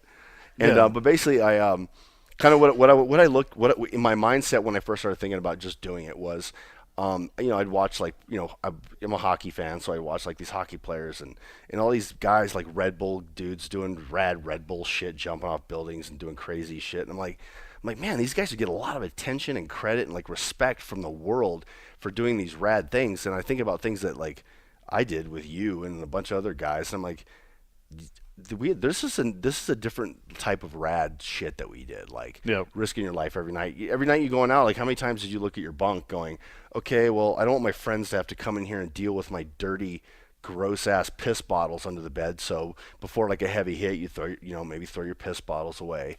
I went the other way. I would just label it as just like start lemonade. stacking them up. No, just so label it as like lemonade or like. So for people that are listening, the piss bottle thing is, if you don't know what it is, a lot of people might not. It's kind of a thing. It's so like when you're overseas, the bathroom, like where we live in, like these plywood huts we talked about earlier, It's at least 20 feet away, which is far too far. It's a ridiculous trek. It's an expedition to get to the pisser. Yeah. Yeah, and we're not doing that. We got sleeping to do and stuff. Yeah, and these water bottles everywhere. And we have water bottles because that's how we get water. So the water bottles become our urinals, and we all just start peeing out of the sides of our beds, and you start stacking these bottles under your bed. And it would get so impressive sometimes where people were running out of room under their bed with the piss bottles. Yeah, the urine shrine. I'm like, guys, it's getting to a point here, like. Yeah. The urine shrine was awesome. Dude. And then every once in a while, somebody would spill one, and then I actually saw somebody on a night while we were. They drank it. Yeah, I heard somebody drank their own piss once. I didn't see it. I saw it. Just the. No, it wasn't just piss. It was piss mixed with Copenhagen dip spit. No, dip spit, solid. Yeah, with the urine in the bottle. Yeah. And just took a full chugger, just a boom, and then just immediately the trampoline. And I saw him do it because we were all like. We were sitting in the room. We had a big screen up. We were like probably watching Tombstone, which we've seen 10 trillion times, right? And then the dude just or Band of Brothers. Yeah, grabs it off the top shelf. He's still watching the movie. Unscrews the cap because we had other good Gatorades laying around. Yeah. And takes a swig. And we all look over at the side. We're like, no. And he's like, we're just like, dude, don't spit it in here. Run out the door. So we're not holding out the door and just spits it out the door. Do you think it was his own piss? Oh no, it definitely was not his own piss because he didn't live in that bee hut. That was another man's piss, right down the fucking gullet, dude. Just right away. Oh, yeah. No documentary truly has ever captured that aspect of the depravity and savagery of some of the people that we used to work with. Oh my god. Dude, I remember there was like one of the base guys at one of the bases, and I probably shouldn't even be talking about this, but I don't really give a fuck. He was like, because he knew, like, guys, some of the guys would, sneak little bottles or something, like, liquor overseas. And if you don't know that, you're a fucking goddamn moron. But he's like out there at the base, and he's like one of the base guys, and he's like all official, and he's like, I'm looking, he's like, hey, how's it going? Whatever his name was, he's like, what's going on? He's like, I'm looking for liquor and women.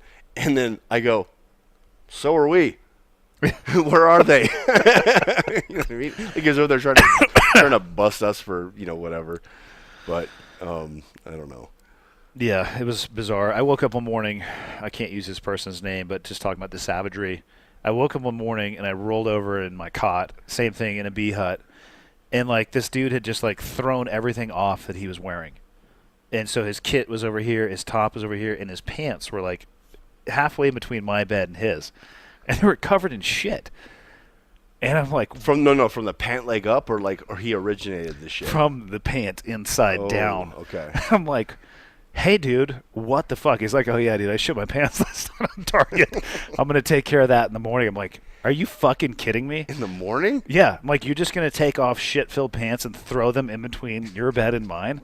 These are the people that we worked with doing... Very sensitive, high level, yeah. And then they would, pee in a bottle. Totally. So, yeah, back to 30 seconds out. We took a wild right turn there. Yeah, that's right.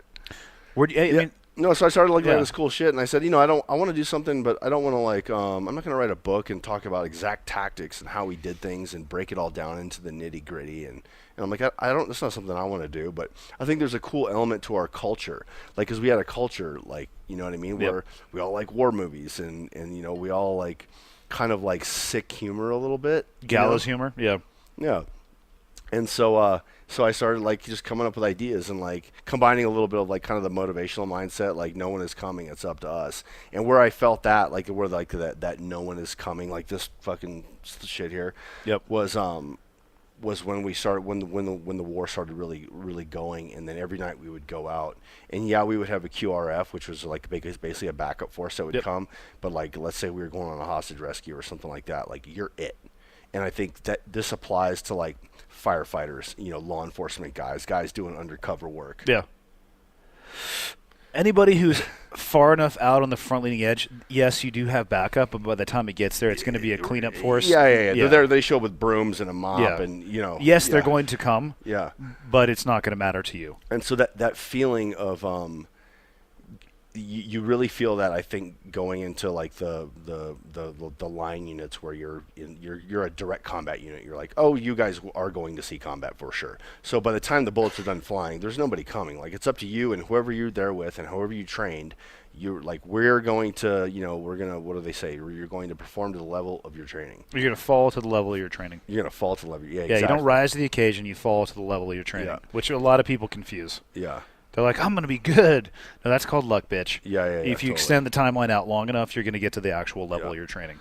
And so, that's kind of like where that sort of. And so I was like, hey, there's a lot of cool like military takeaways coming from like a combat background that I think could cross over and apply to like other things. And so one of the first cool things I had was I had like an investment banking group in Manhattan. They bought a bunch of my "No One Is Coming, It's Up to Us" shirts, and they put it on Twitter, and I saw it there, and I was like, holy shit, a bunch of bankers are wearing my T-shirt as like their team shirt. I'm like, and so I felt like a little bit like, oh, what I'm doing, it validated what I was doing. But at that point, I wasn't sure if anybody was really getting what I was trying to.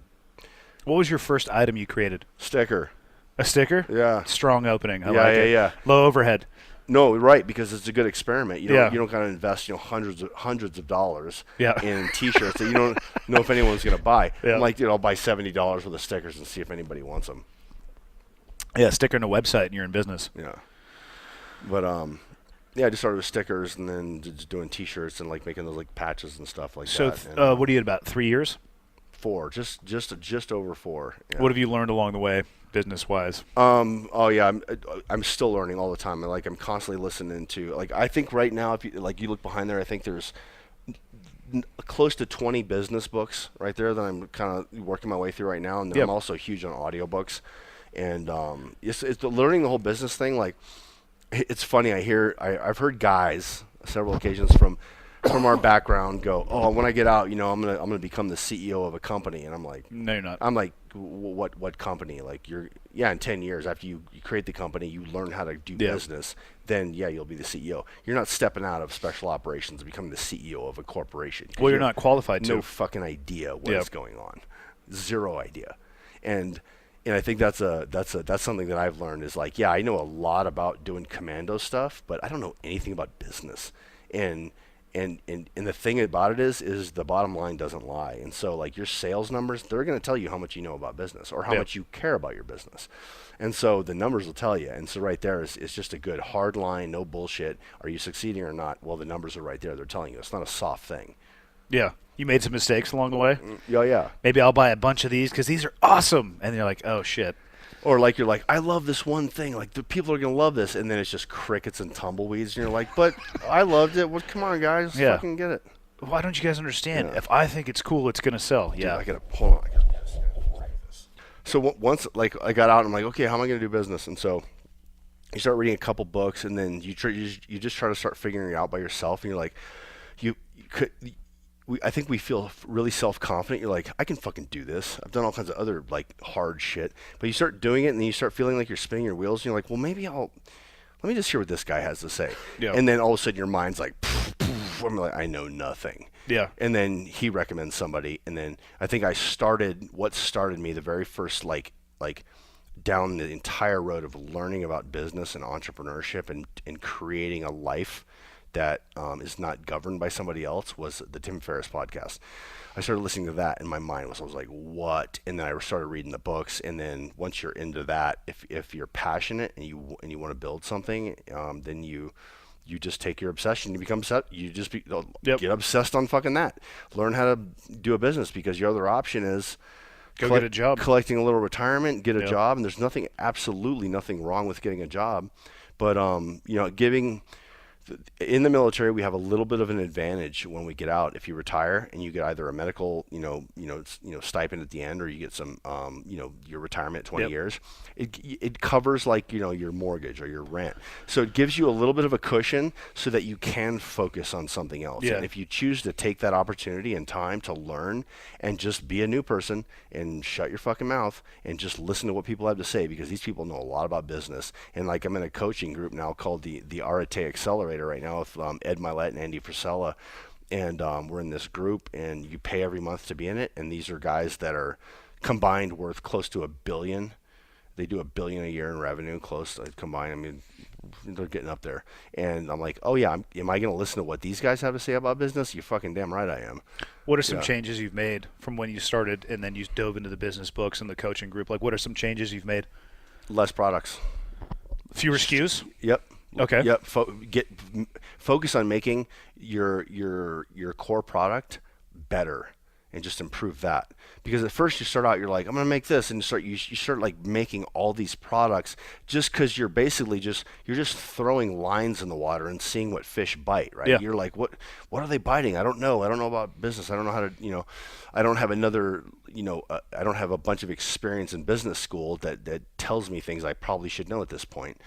So you start experimenting, and then you start chiseling it down, and then but then you start going down the road, or I did, of, if I keep adding new products that are will sell, then I'll just keep doing that and I'll make good money. But then pretty soon you start getting spread so fucking thin that you can't keep up with the vodka company you were trying to start, and your t-shirt company, and your, now I want to start, like a podcast, or now you're so thin, like you're not good at anything. Yep. And so you have like learning how to let go of like your little pet favorites because it just doesn't fit your business model is a tough thing to do. And you should have to, it's a lot of people call it a kill list. So you're like, okay, let's look at everything that I sell or that I'm doing in business. What are the core top one or two things that make my business? That is what I need to focus on. That's who I am. All these other things are ancillary. And so, like, if you guys have heard of like the Pareto's principle, right? The 80-20, the Pareto's principle, 80-20 rule. Okay. So 80% of the results come from 20% of the effort. Yeah. So it was like last year, I'm like, okay, I'm gonna check the 80-20 rule in my business. And I started looking at the numbers, and sure as shit, it was 79-21. Was it really? 79% of my income was coming from 21% of my of the SKUs. Yep. Yeah. And I was like, motherfucker, damn, it's true.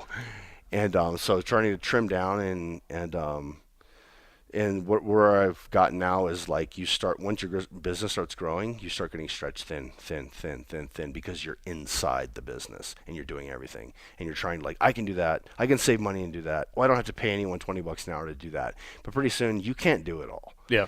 And so stepping away, and that's another process of letting go, like letting go of product lines, letting go of responsibilities and handing them off to capable people. And not just that, but training those people. Because you're not going to find the perfect employee. You're going to have to onboard them and teach them a little bit for what you have going on, and then removing yourself from the business and working on your business, not inside of it, and creating what I'm doing now is building systems in the business so that because it's give me an example. What do you mean by a system? Okay, a system is how do we make a t-shirt? First, you get a design. Who do you get a design from? Well, let's get a design from an artist that we like on Instagram that we've chatted with on DM. Hit them up. Hey, we want you to do a design. Check our style out. And if it's something you like let's work together. And we've had good success. We're going to do it more and more. We have guest artists. Yep. Because I do a lot of the art, but I also like to just see other people's art. Because I get tired of my own stuff. I get sick of looking at my own designs. I really do. Yep. So I like to reach out and get new, fresh perspectives on new looks on things. So you're like, oh, here's how you do it. You get an AI file. You get the design. I send it down to Ryan at Industry Threadworks. Hey, you want to make these t-shirts? What colors do you want? And I go, if I don't really know, I'm like, I don't know, what do you think? What does this match with? And Ryan, he's so good down there at Industry. He's like, this looks good on a red and a black, but the way the contrast works, it's not going to work on another color. So, yeah. And he can tell you what color patterns sell the most and which ones don't. Yeah, totally. Don't make a tan T-shirt. Yeah. Right. 7 people will buy it. Right. Over 6 years, but it's not a big deal. And So they make the shirts, they come Yep. up, you create a product page on Shopify, take good product photos, back that up with lifestyle photography, get your Instagram thing ready, and then Launch. there's patterns to this, and they're repeatable. And if you're reinventing the wheel every time, you're spinning your wheels. So like things that are repeatable in your business, I've learned to write them down and create systems so that you can hand them to someone you hire and like, hey, here's the way this one system works, and let them work on that until they get it really nailed. And like, oh, I totally understand how we launch T-shirts now. Yeah. I can make the product page, do the product photography, hire someone. We actually have on retainer. Matt Lingo down in DC, who takes a lot of our lifestyle stuff, and Trevor, he's doing a ton of like the lifestyle work out there, doing all that. So, Where do you see it in 5 years? I would say we are definitely not in this building. If I could scale it, I would say we're probably 10x of where we are right now. So 10x meaning we're 10 times the yearly revenue that we're at right now. Yep. And there's very solid systems in place and scalability, and our market just isn't military commando people. It's kind of like that market I was talking about earlier, where it's people that kind of like, they like that sort of obsessed sort of like hardcore look with a sort of a military twist, but sort of with some humor to it. And we're patriotic, but we're not, like, of course I'm a patriot. I love America. There's no question. It doesn't mean you have to get crazy with it. Yeah, but my style isn't like the, giant American flag on the back that says, I'm going to crush your face if you don't love America. Like, that's just, I don't think that goes over well. It's just not my approach. It's not my personality. Yeah. And so, like, your business also has to be a little bit of a reflection of your personality to a point.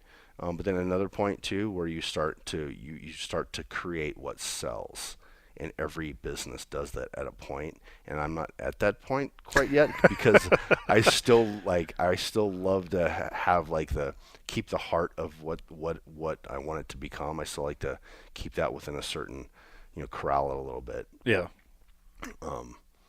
But So we got to go backwards. So you got 1 year of skiing under your belt, and tryouts come up. No, 2 years. I had 2 years. You had skied for 2 years? Yeah, 2 years. Okay. So I probably, we're talking, we got 220 days of just killing it. And I don't know anything about Ski Patrol other than they're probably way better on the mountain than I am. And so you try out, or you put your application in. Let's talk about the application in and of itself. How did you separate yourself?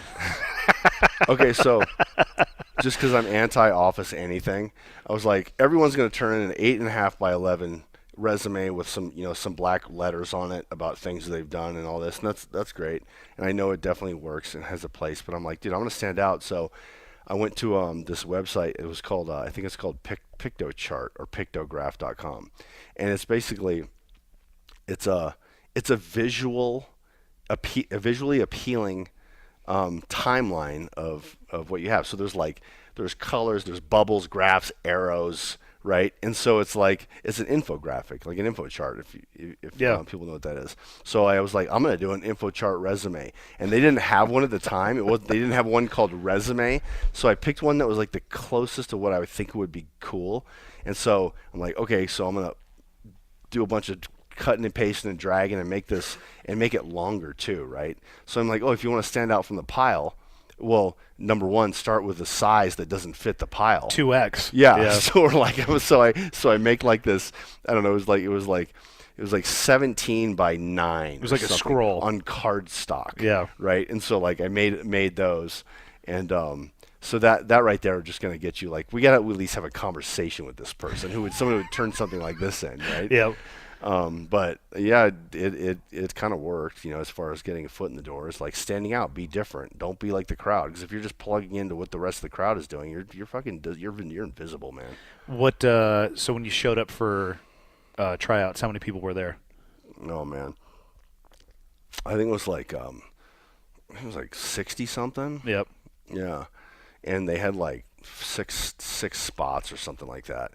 And it was like literally a guy with a clipboard. They would be like, okay, moguls. And then they would be like, next. And you would ski the moguls the best you could. And they would like write your score down.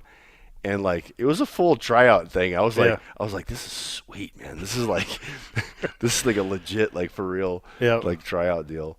And there was no way I was even close to being in the top 80% of the best skiers on the entire thing, right? But they're not looking for, on the patrols. They're not really necessarily looking. They're looking for strong, capable skiers Yep. that they can work with And probably be taught. teachable. Yep. And work ethic. And so they do little tests. Like one of the tests they did, and I could see it. And from our background, like you learn how to learn. Like I'm like, oh, we've been through selection processes. I know what's happening right now. So they had us all standing up on top of this avalanche problem, where they're like, okay, here's the scenario. We got 2 people buried down here, and we all had packs on with, shovel and probe in our packs. Like everyone had the same gear. No one didn't have anything. And they're like, so go ahead and start. And I'm like, well, what they're looking for right now is initiative. Yeah. So then I'd known the basics of how to do I'd been through a level 1 an ARI level 1 avalanche rescue. I had that course knocked out, and there were a lot of people that had higher than that than I did, but they didn't have the initiative to lean forward and make something happen. Everyone was waiting to be told, waiting for someone else, right? Waiting for someone else to come and do it. So me and a couple other people just poured right into the avalanche problem. We coordinated as a team. Okay, get your shovel and probe ready. I got a signal. Ski down to as soon as you got a signal, skied right down to it, and then went through our probing procedures, hit it, started digging, and there were still people standing there wondering what happened. So Probably not the next day because those people were hopefully gone. Yeah, I don't think any of them made it. Yeah.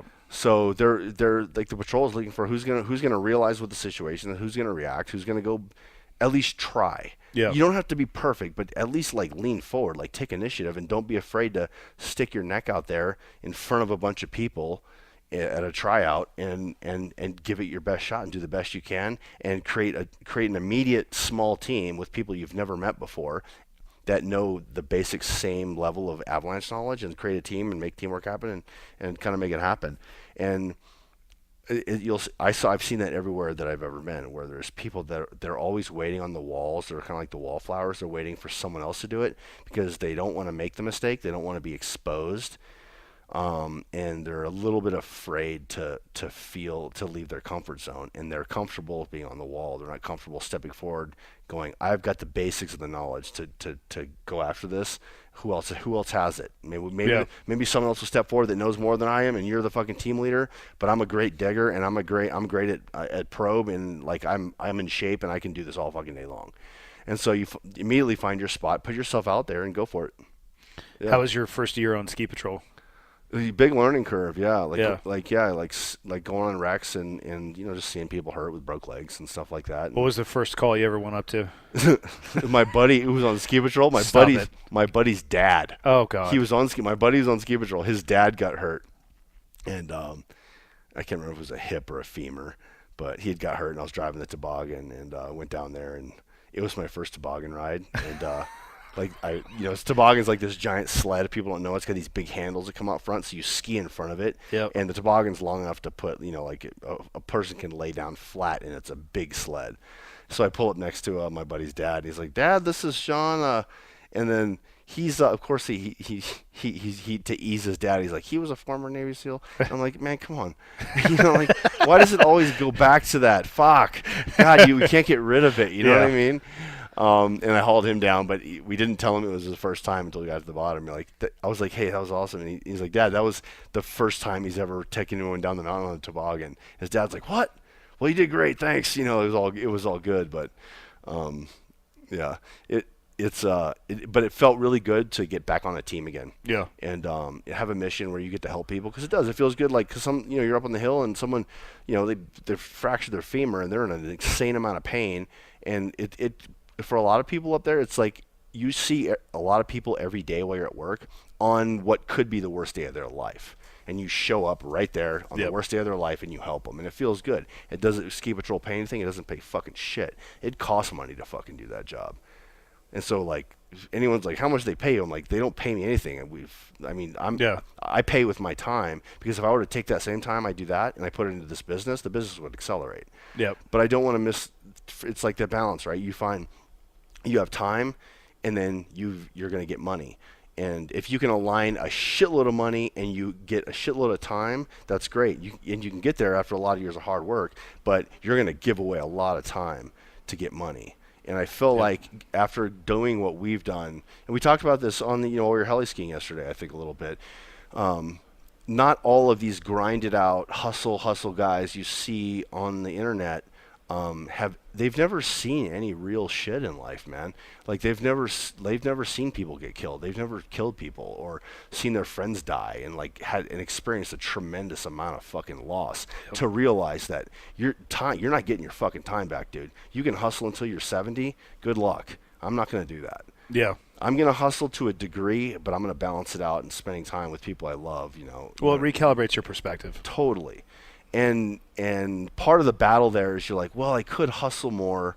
I could just give up more of my time so that I can get more money later. But then when I have more money, then I'm just probably going to go do what I'm doing now anyway.